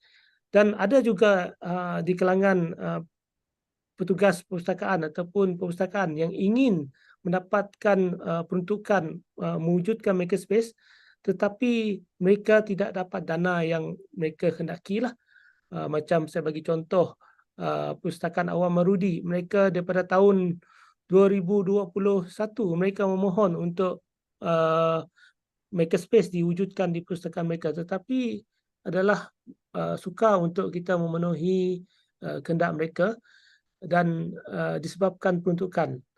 Dan salah satu inisiatif Perpustakaan Negeri Sarawak adalah dengan mewujudkan Digital Community Center, di mana Digital Community Center ini di bawah Perpustakaan Negeri Sarawak ada 10, dan di bawah MLGH ataupun pihak berkuasa tempatan ada 32 waktu kita mula-mula set up dulu, dan elemen Makerspace diterapkan di dalam DCC ini. Tetapi dia adalah basic lah, peralatan dia macam 3D printer, 3D doodler, itu adalah peralatan yang basic lah, serta kita memberi juga tablet lah, dan juga smart TV ditempatkan di sisi di bawah Pustaka Negeri Sarawak. Itu yang kita buat, inisiatif kita untuk memberi akses kemudahan perkhidmatan kepada komuniti yang tidak dapat datang ke Pustaka Negeri Sarawak, Kuching, Sibu, Miri. Mereka boleh menggunakan DCC lah yang kita sediakan. Senarai DCC itu banyaklah, ada yang di Bakam, di Kuching ada beberapa buah, di Limbang kita ada di bawah PD Meritam, di Bakam, di Miri kita ada di sisi Bakam, di Sibu ada beberapa buah lagi di sisi yang kita sediakan lah untuk mereka mengakses ataupun menggunakan makerspace yang ada di sisi tersebut lah. Dan kita galakkan sekolah-sekolah yang berdekatan untuk menggunakan makerspace tersebut sebagai alat bantuan pembelajaran, terutama yang berkaitan dengan STEM program mereka ataupun STEAM program mereka, ataupun berkaitan dengan TVET. Ini kita galakkan pelajar-pelajar, guru-guru, orang kampung menggunakan makerspace yang ada di Pustaka Negeri Sarawak dan juga di sisi. Dan selain itu juga saya rasa yang paling utama adalah keterlibatan komuniti, di mana cabarannya adalah untuk memberi kesedaran kepada komuniti bahawa makerspace yang ada di Pustaka Negeri Sarawak boleh digunakan secara percuma sebenarnya. Dan orang kata untuk memberi kesan keberkesanan penggunaan makerspace, ia memerlukan sokongan dari semua pihak, termasuklah pelajar sekolah, guru-guru, komuniti, rakan-rakan pintar kita yang sama-sama membantu mengembangkan makerspace ini sebagai tempat untuk berinovasi dan berkreativiti. Saya rasa itu antara cabaran yang utama tadi untuk melaksanakan aktiviti makerspace di perpustakaan. Yang kedua adalah berkaitan dengan bagaimana untuk mengetahui aktiviti makerspace di Pustaka Negeri Sarawak. Tuan-tuan dan puan-puan boleh layari laman web Pustaka Negeri Sarawak. Di situ kita ada senarai aktiviti yang ada di Pustaka Negeri Sarawak dan boleh melihat dan secara spesifiknya kepada makerspace. Dan juga kalau nak mudah lagi, boleh tengok kita punya sosial media. Ikuti akaun media Pustaka Negeri Sarawak yang rasmi, iaitu Pustaka Negeri Sarawak, Facebook, Instagram, kita ada Twitter, kita ada TikTok. Kalau nak lihat sebagai tempat untuk anda benchmark, boleh lihat juga kita ada Pustaka Kuching, Sibu dan Miri lah. Dan aktiviti yang sebab paper saya lebih kepada Pustaka Negeri Sarawak Miri, dan semestinya saya akan mempromosikan Pustaka Negeri Sarawak Miri lah, di mana kita memang hampir setiap minggu ataupun sebulan tu mesti ada program berkaitan dengan makerspace yang diadakan di Pustaka Negeri Sarawak Miri. Dan anda boleh lihat promosi yang kita wawarkan dalam sosial media kita, terutamanya Facebook. Jadi untuk tuan-tuan dan puan-puan mengetahui apa yang kita rancang dan laksanakan, boleh follow dan orang kata like Pustaka Negeri Sarawak sosial media lah, terutamanya Pustaka Negeri Sarawak Miri lah. Boleh follow dan like lah. Dan selain itu juga boleh hubungi Pustaka Negeri Sarawak teruslah dengan melalui telefon ataupun email kepada kita lah. Kita akan cuba membantu. Selain itu juga kita bukan hanya mengadakan aktiviti, kita juga memberi peluang kepada collaborators kita ataupun orang perseorangan yang ingin menggunakan makerspace kita sebagai tempat mereka berinovasi. Kita amat mengalu-alukan dan tiada sebarang charge yang kita kenakan. Semua ini adalah percuma. Itu yang kita cuba bantu masyarakat atau komuniti di sekitar kita lah. Saya rasa saya dah terlebih menjawab ni rasanya. Tidak apa. Okey, terima kasih Encik Razak di atas jawapan yang begitu bernas. Saya harap dapat menjawab persoalan daripada penonton kita yang menonton di Facebook dan juga yang menyertai kita di Zoom. Okey, terdapat soalan daripada Nur Hazwani. Okey, kepada berkenaan dengan program KAIL. Ini Encik Tamizi kalau tak silap saya, Perbadanan Perpustakaan Awam Perlis. Soalannya berbunyi bagaimanakah dari segi kos program KAIL ini, adakah program KAIL ini memerlukan kos yang tinggi atau sebaliknya? Mungkin Encik Tamizi boleh menjawab. Assalamualaikum. Ya, untuk program KAIL ataupun kita sebut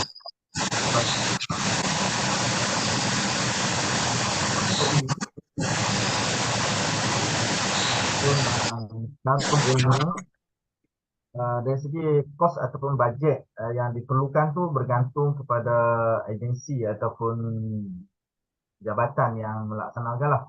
Kalau di Perbadanan Perpustakaan Awam Negeri Perlis ini, kos awal yang kita keluarkan tu lebih kepada kos untuk kita membeli karung ilmu itu, iaitu beg yang kita gunakan, iaitu beg jenis canvas yang tahan lah.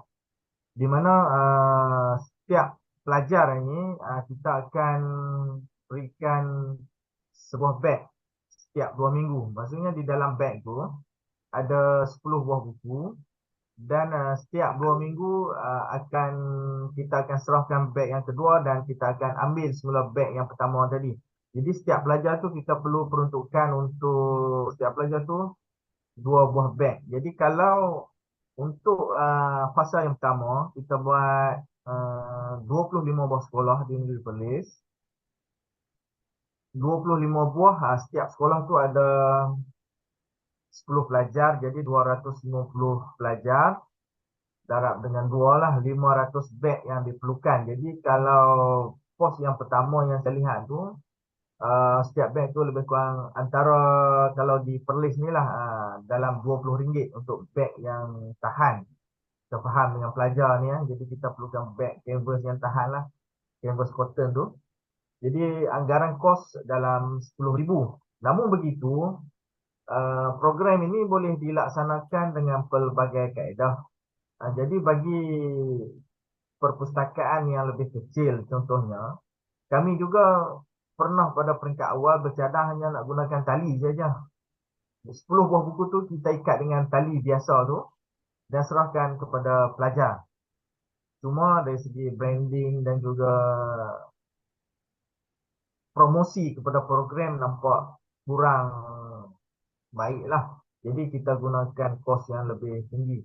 Tetapi dari segi kos lain tu tidak ada. Cumanya apabila kita buat perasmian program, itu memerlukan sedikit kos lah.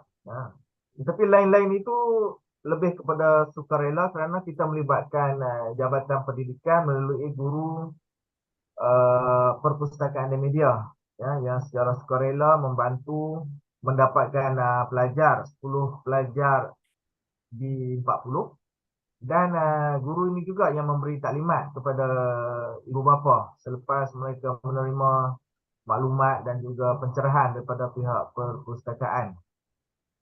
Dan mungkin dengan Perlis ni jaraknya dekat antara perpustakaan dengan sekolah-sekolah, jadi mileage ataupun claim juga tidak ada lah daripada pegawai yang menghantar buku. Jaraknya hanya 1 kilometer, 2 kilometer sahaja daripada perpustakaan di setiap seluruh negeri Perlis. Dan untuk fasa kedua, kosnya fasa pertama kita yang saya sebut tadi 10,000, tetapi apabila masuk fasa kedua kita dah tambah lagi 25 buah sekolah dan 2 menarik diri jadi 25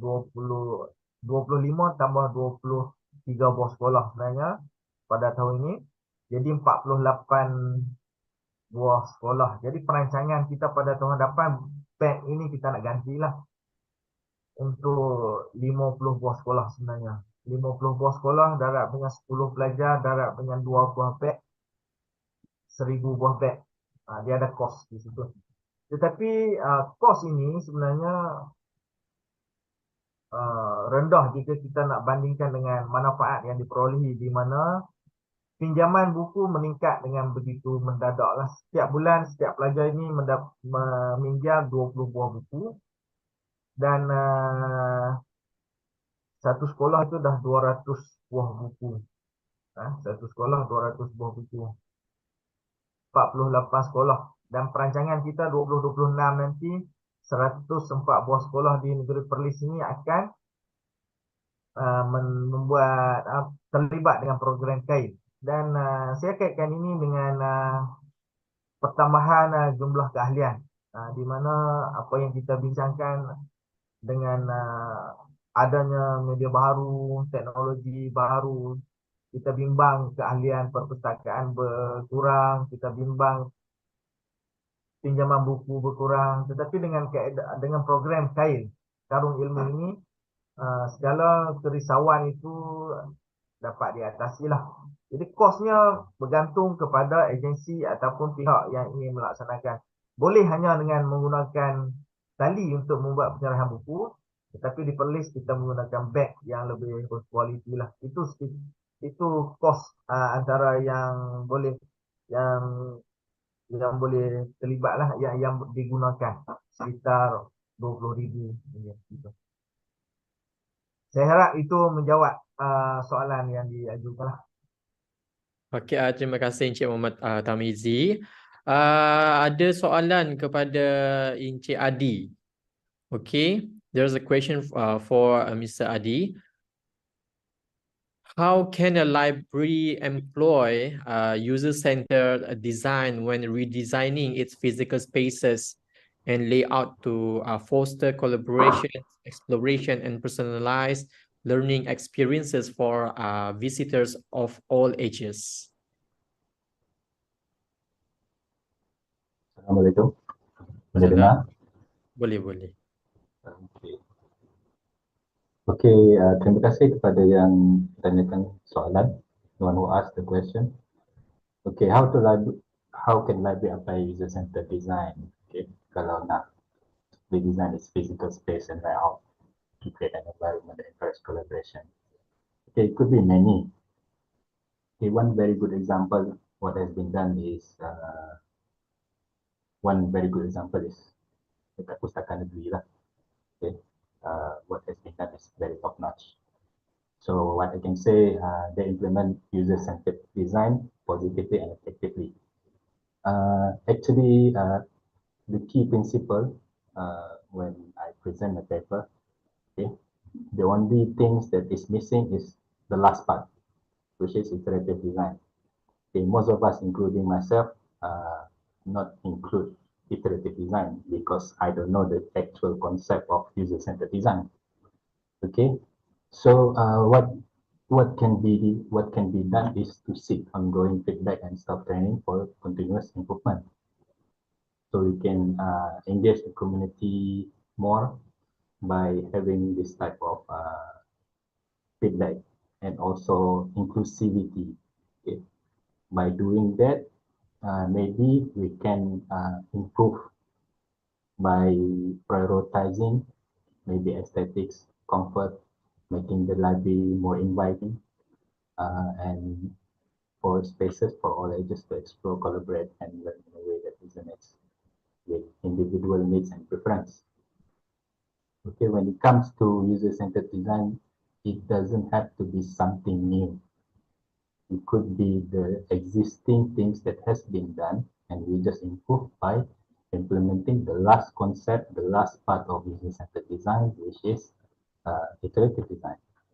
Okay, it is a repetitive design towards the process or services that we already have. Okay, one other example, maybe we can create zones for collaborations, individual studies and events. It's something that has been done by that has been mentioned by Tuan Japri just now. Okay, to integrate greenery, okay, provide ergonomics, so this type of things.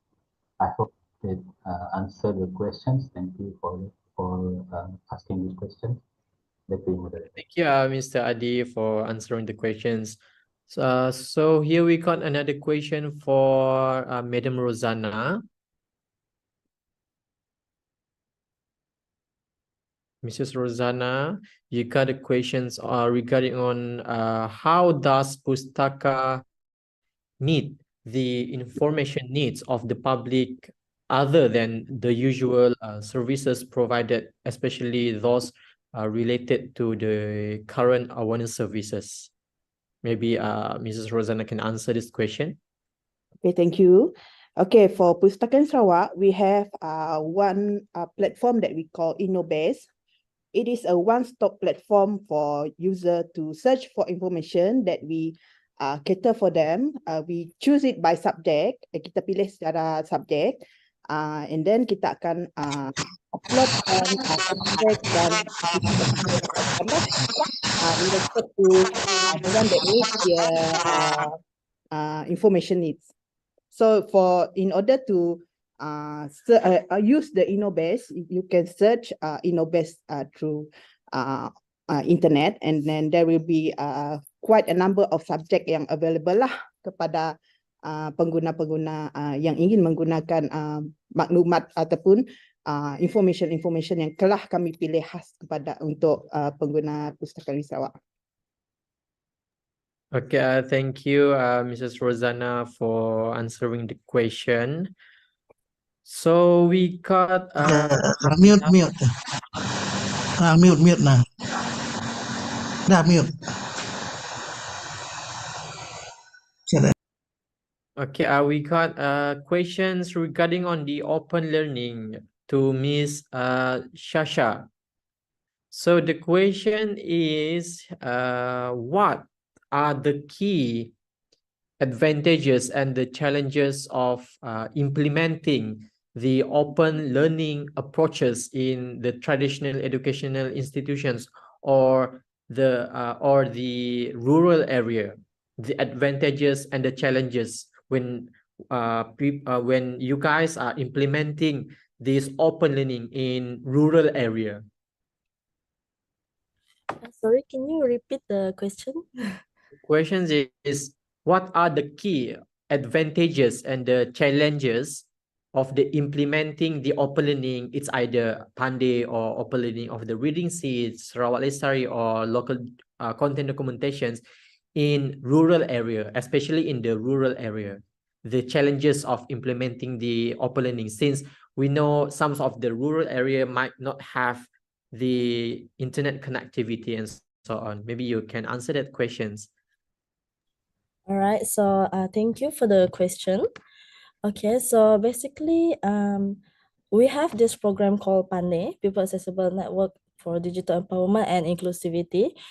So that is one of the approach whereby we are going to do physical program whereby we go to rural area, and then we give talks for the villages or the community of Sarawak. So because we know that those old folks, especially in the rural areas, cannot reach the internet, cannot open our open learning. So we go to them, and then we give this talk, and then also we talk about all the courses that we have that you mentioned earlier, which is Pandey, Reading Seeds, Sarawak Lestari, and then actually we go based on the requests of the villagers. Okay, so the open learning is actually for those who want to access by using their own devices from home, those who can access through the internet. For those who cannot access, then we can go to them and then we can give talks. All right, so does that answer your question? Yeah, I guess that answering the questions of the audiences. Mm-hmm. So the last questions for Madam Rosanna regarding on the current awareness service. So the last question here is the current awareness services or CAS sent to the agencies stated during your presentation physical copies or the digital one? So as we know, since we are now going forward the sustainable kind of thing, how is the cast is being sent to the agencies that have been stated during your presentation just now? Maybe Madam Rosanna can explain regarding on the ways Pustaka deliver or send the current awareness service to the agencies. Is it the physical one or the digital copies?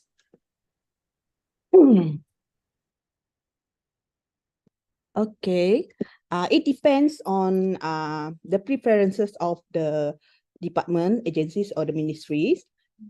For example, we did do the printing, the physical one first, and then we distribute to the ministers and the ministry and the state department, and then there will be a feedback, QR code feedback at our in our collection, and then they will send the feedback to us. It's either they prefer the printing one or they prefer us to send it through internet, through email, or it's either to if they agree to send use the printed materials, so we will proceed to send them the printed one, the physical one. Tapi kalau mereka prefer untuk dihantar secara online, so we will send through online. Kita hantar secara email. Okay, thank you, Mrs. Rosanna, for the answers. I guess that's all for the questions. It looks like we don't have any questions anymore.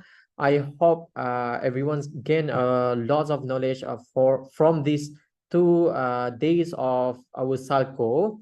So next, ladies and gentlemen, I would like to invite yang berbahagia Dato' Dr. Abang Haji Abdul Rauf Abang Haji Zain, the Chairman Board of Management Sarawak State Library, to deliver the review for these 2 days Salco sessions. Over to you, yang berbahagia Dato'.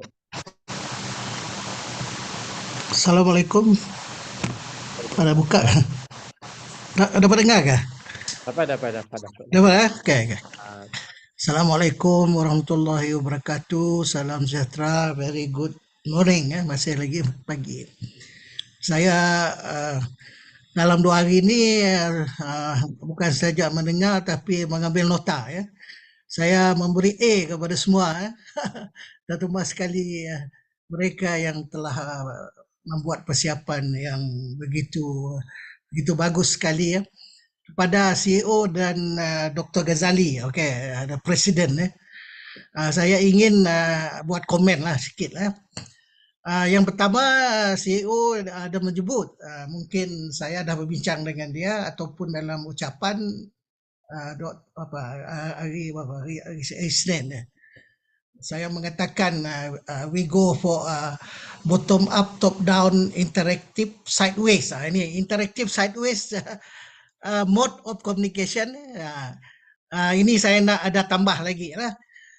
Sebenarnya kerajaan, pegawai kerajaan anda sekalian adalah librarian.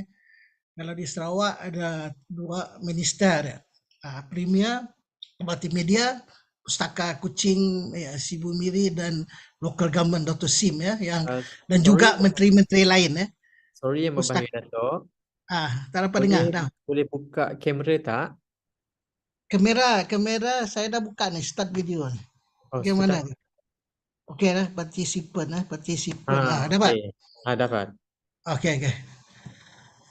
Jadi ini jadi menteri ada 2 di Sarawak dan juga menteri-menteri lain, pustakaan desa pustakaan desa banyak menteri Semenanjung luar bandar, information. Jadi begini, bila kita sebut top down itu adalah birokrasi sistem, memang diterima lah oleh mana-mana kerajaan, mana ada organisasi yang berbentuk public sector. Kita ada line of authority, ada SOP. Yang saya sebut tadi ialah dengan top down, dengan tugas masing-masing. Misalnya library ya, kita fokus kepada library. Ruang lingkup anda ialah menyediakan bahan knowledge tu, menyediakan ya.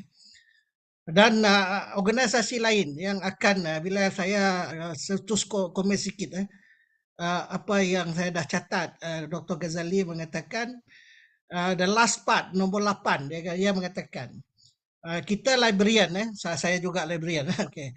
Librarian mesti tahu what happened to our project to program to our customer, what happened to them adakah mereka sudah dalam journey of life sudah manfaatkan knowledge, what happened to that knowledge. That's why saya telah berbincang dengan bukan hanya CEO, kedua timbalan CEO dan juga pegawai-pegawai lain.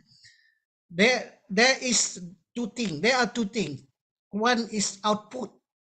When we when we measure our performances, we measure. Kalau kita measure, there are two measurement. One is output measurement, the other one is outcome measurement.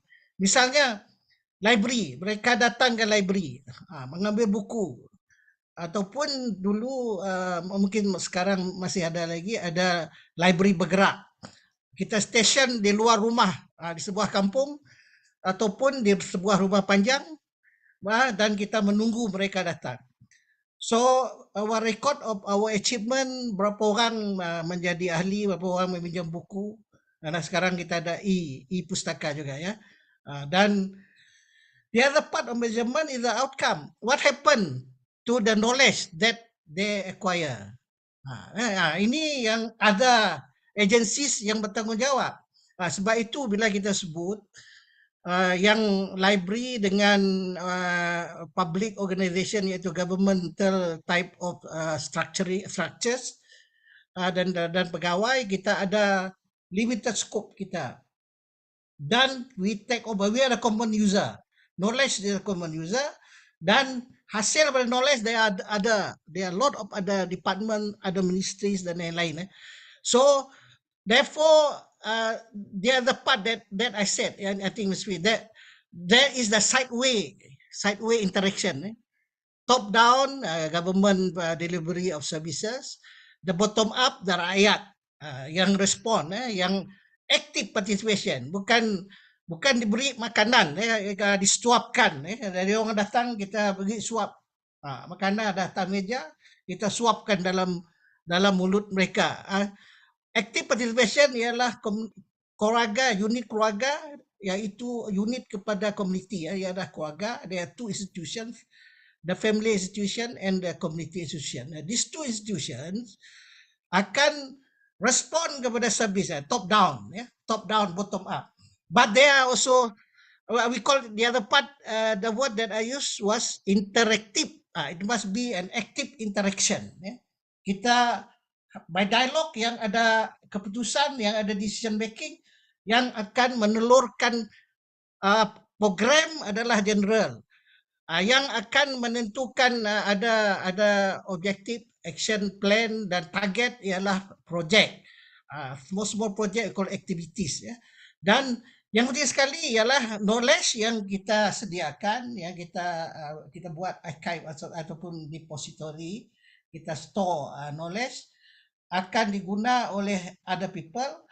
Dan yang penting sekali, what happened to the participant yang menggunakan knowledge tu? Are they quality of life getting better or getting worse? Sebab itu my definition of this top down, bottom up dan sideways interaction, active interaction, two ways interaction. Kita discussion, we will try to get activities and project going on.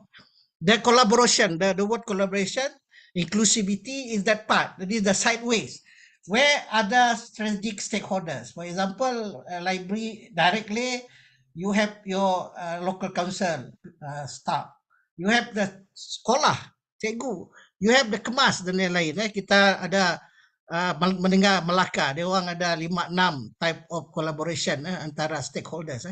Dan sideways ada strategic inter-participatory engagement and communication. Dan saya tak nak cakap panjang lebih daripada ini ya. Ini library punya territory ini ya. Lain kali kita akan cakap lebih mungkin, tetapi saya nak buat satu proposal. Saya dah sebut ini kepada CEO, saya dah sebut ini kepada dua timbalan ya. Dan beberapa pegawai kita telah panggil, dan ada the learning group, the IT people, the research people, for start. Saya sudah mendengar ada Marcus, Marcus apa tadi tu? Yang projek dari Miri tu. Makerspace, Dato'. Makerspace. Yang kedua ada Pandai. Ini saya habis sebagai chairman of Housing Development Corporation 30 bulan 6. Saya nak retire sebagai orang tua, tapi 2 minggu tu Premier bawa saya 4 eyes discussion lah, not just politik. Dia suruh saya jadi chairman Pustaka dan dia ada beri directive. I call it 4+1 directive. Dan saya dengar tadi this Pandai, dan ini saya dah ikut this apa dia Pandai punya projek. Tahniah kepada Pustaka. I think you are doing what is right, on track. What Premier was talking to me, something new. Housing is something old for me lah, tapi ini something new. Somewhere Pandai, Makerspace. Makerspace is about innovation, creativity. Saya sebut dalam banyak ucapan saya digitization of Sarawak. Ini arahan yang amat berhormat Premier. Satu hari Sarawak dan semua negeri negara, bila kita berinteraksi hari-harian, misalnya membeli barang, kita sekarang ada smartwatch, ya, kita ketik-ketik smartwatch, ketik-ketik. Saya sebut di satu tempat, nak beli belacan pun kita tekan-tekan. Ini ada space ni. Kalau the family, itu the unit of the people, the family institution, community institution, dia orang tidak pandai menggunakan handphone. Jadi kita tak boleh makan kerana semua interaksi jual beli menggunakan digital. Jadi yang amat berhormat ada plan dia, the government plan. The more difficult ada rakyat responding. Sebab itu saya, ini akhir sekali ya, saya bercadang kepada Pustaka. Ini my first proposal lah as chairman. The board will discuss satu paper, the board paper yang akan menjadi the way forward or the action plan for directive, the 4+1 directive of yang membuat Premier for me, to me, and I'm sharing with you all, ialah apa yang sebut dalam ucapan hari Isnin 3 hari yang lepas, iaitu projek proposal. Tiap-tiap rumah mengadakan e-pustaka dan ibu bapa menjadi pustakawan yang akan top down, bottom up interaction and sideways interaction. What you are doing in Pandai, what you are doing in Makerspace adalah collaboration di antara the stakeholder. Misalnya TBET, kita ada banyak organisasi lain. Kita ada usahawan. Saya ada berkesempatan working together with what you call knowledge research group, yang close to my family. 45 tahun kita sebagai 20 tahun saya jadi adun, kita menggunakan formula-formula di mana step ini yesterday saya fikir ataupun 2 days ago saya dengan Wan Masli baru tahu Wan Masli specially trained for this Makerspace, I think. Jadi apa nama? Jadi 7 adin step. Ini kerana dia pun ada satu cabang Islamic Power Mentoring. Ini I'm working with ada consultant doing creative and innovative ways. Tapi the common user adalah kepada semua, semua. Sektor kerajaan, sektor swasta, sektor rakyat and NGOs, melalui rakyat, melalui family and community, dengan NGOs. Don't forget about NGOs.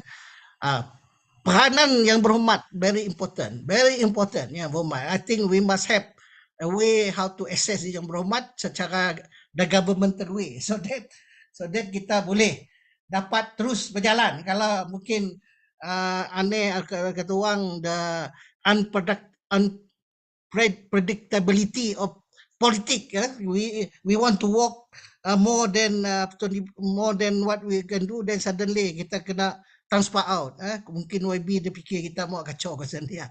But we have that one. I've been long dalam politik. Ada caranya melalui Premier of Peace, Presiden dengan DO. Yang penting sekali dia ketua masyarakat. Kita mesti melalui, we have to knock the door. Everywhere, rumah panjang, kampung, we have to knock the door. Ketua masyarakat. Then if we are under the supervision of the district officer, we will be okay. But kita mesti ketuk pintu juga dengan wakil rakyat, menghormat mereka, dan kita streamline supaya aktiviti yang berhormat ni dapat di-adjust sama-sama. Because the objective is the same.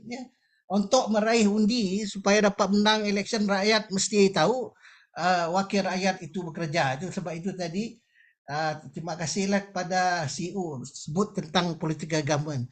Whatever the government officer buat, bila tidak di approve oleh kabinet, because the government of the day dipegang oleh menteri dan kabinet dia. Jadi yang penting sekali, there must be a win-win situation between government officer and the political, the executive, dengan legislature, dengan of course judiciary, whatever lah. That you learn in your GO, general order. Yang penting sekali ialah kita ada satu projek yang merangkumi, kita measure. Ini akhir sekali saya menjawab cadangan Dr. Ghazali, minta librarian to be sensitive tentang the future. You have done this as a government officer. What happened to your client?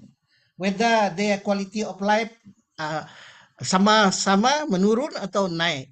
Jadi I'm working with research group and 5 associate research group based in university. Satu arahan yang berhormat ialah our board dan our Pustaka Sarawak got to work together with the universities yang buat research. Dan juga government ada dia punya research sector. I think we have to be directed by government, so that all the department, the private sector, the people sector, and the public sector ataupun government sector will have satu direction. Saya mencadang kita measure ini yang Dr. Ghazali tu dia cakap we must measure, librarian must measure.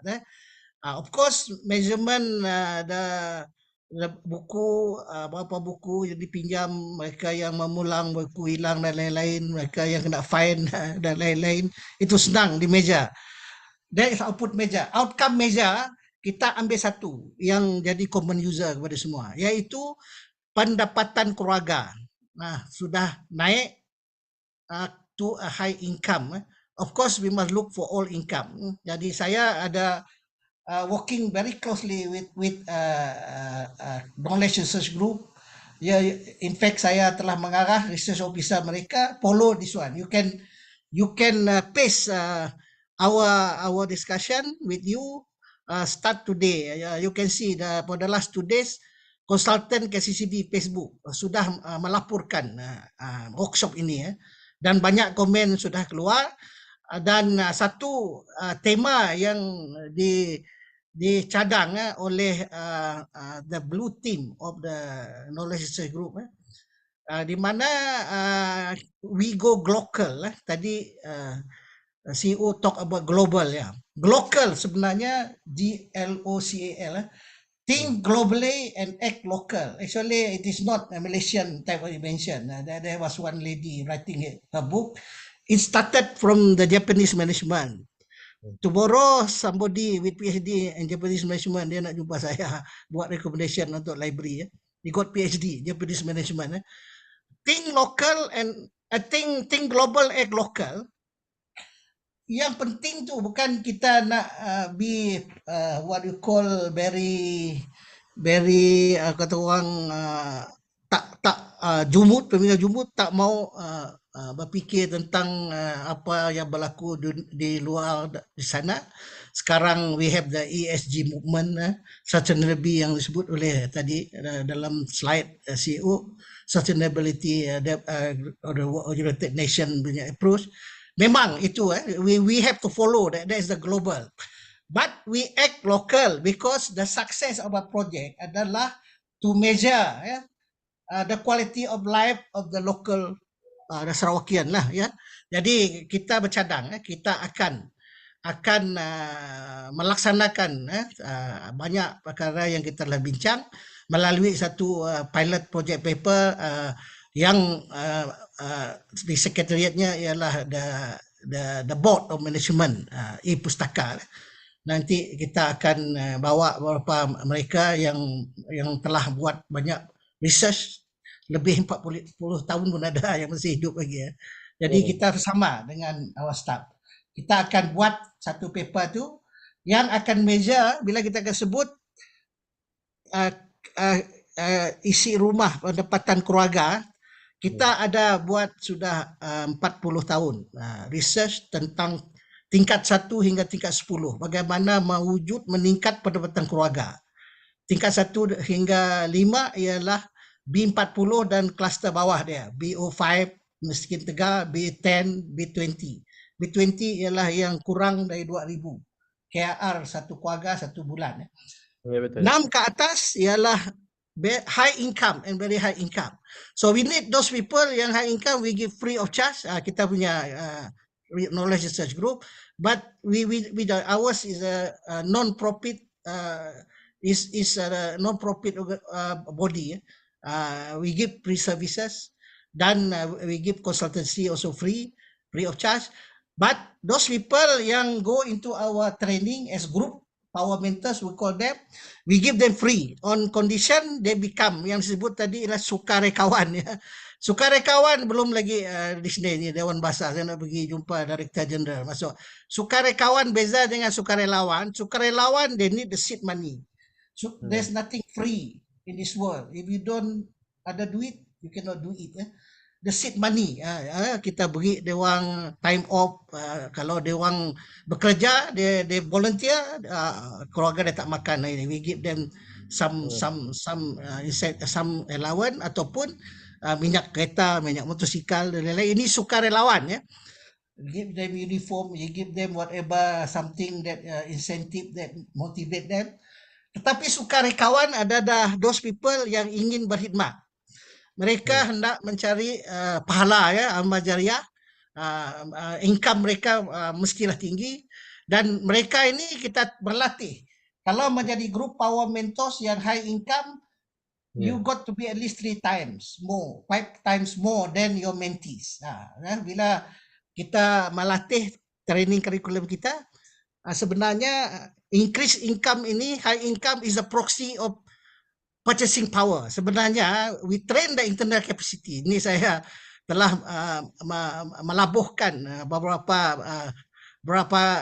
drawing kedai kopi kepada Wan Mazli. Saya tinggal dengan dia beberapa itu. Jadi saya minta tolong staff untuk prepare paper nanti.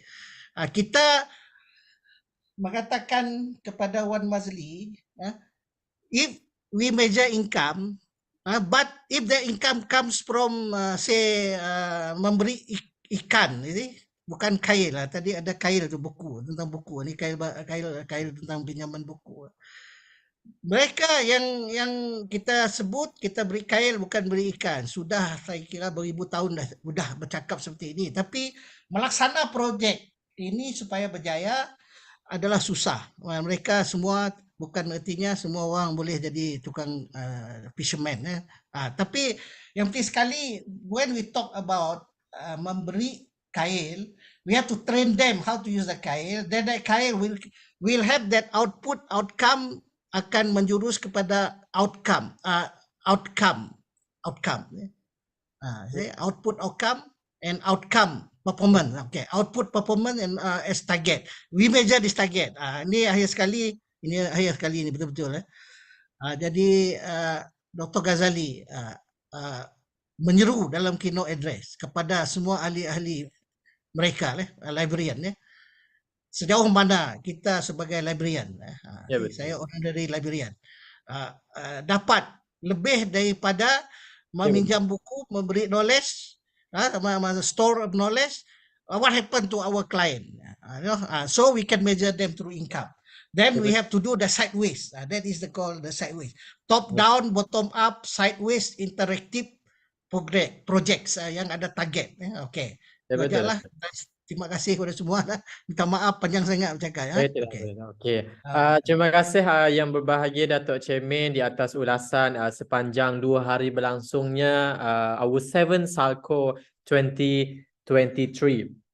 So ladies and gentlemen, this is the end of our 7th Salco 2023 with the theme mainstreaming the library and information services. Thank you everyone. I'm thankful to all guests and participants to this event. Thank you also to Yang Berbahagia Datuk Chairman, to the President of Librarian Association of Malaysia, Dr. Ghazali, to Mr. Adi Azri from the UiTM Muka, to Mr. Muhammad Tarmizi from Perbadanan Perpustakaan Awam Negeri Perlis, to Ms. Shasha Aransha from Pustaka Negeri Sarawak, Mr. Raifuddin Abdul Latif from Perpustakaan Awam Negeri Melaka, to Mr. Razak Haji Rambili from Pustaka Negeri Sarawak Miri, Madam Ruzana Octavia Raymond Umpu from Pustaka Negeri Sarawak, Mr. Muhammad Syahrul Bahro and Nazrah Muhammad Osman from Pustaka Negeri Sarawak, and also last but not least, thank you to Mr. Haji Japri Bujang Masli, the Chief Executive Officer of Pustaka Negeri Sarawak, for your participations in these 2 days 7th Salco 2023. So we appreciate you being here. Thanks again for joining us for these 2 days, and we look forward to seeing you at the next Sarawak Annual Librarian Colloquium. I'm Farhan Aini. Assalamualaikum and have a nice day. Bye.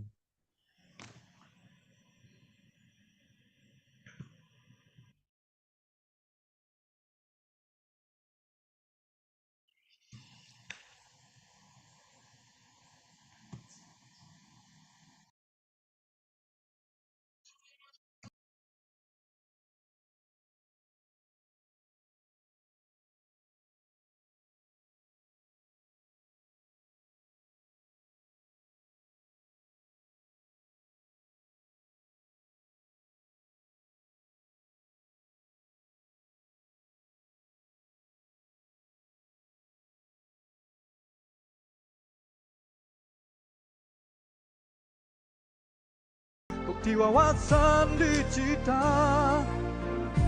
maklumat dan pengetahuan, penuh terhimpun harta ilmu untuk kita terokan. Pustaka Negeri Sarawak, wadah ilmu untuk semua, bersama kita manfaatkannya. Pustaka Negeri Sarawak, teknologi dan berusaha, berkhidmat ikhlas untuk kita. Pustaka Negeri Sarawak,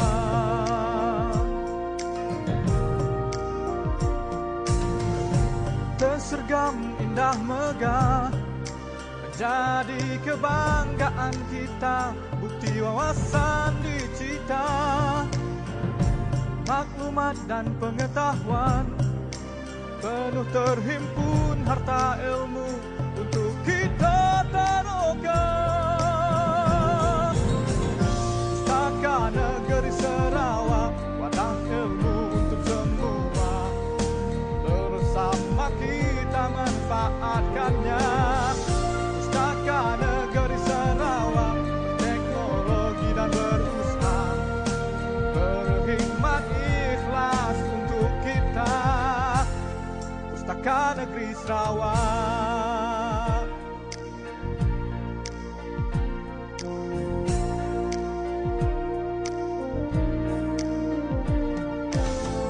dipenuhi aktiviti, sentiasa dikunjungi semua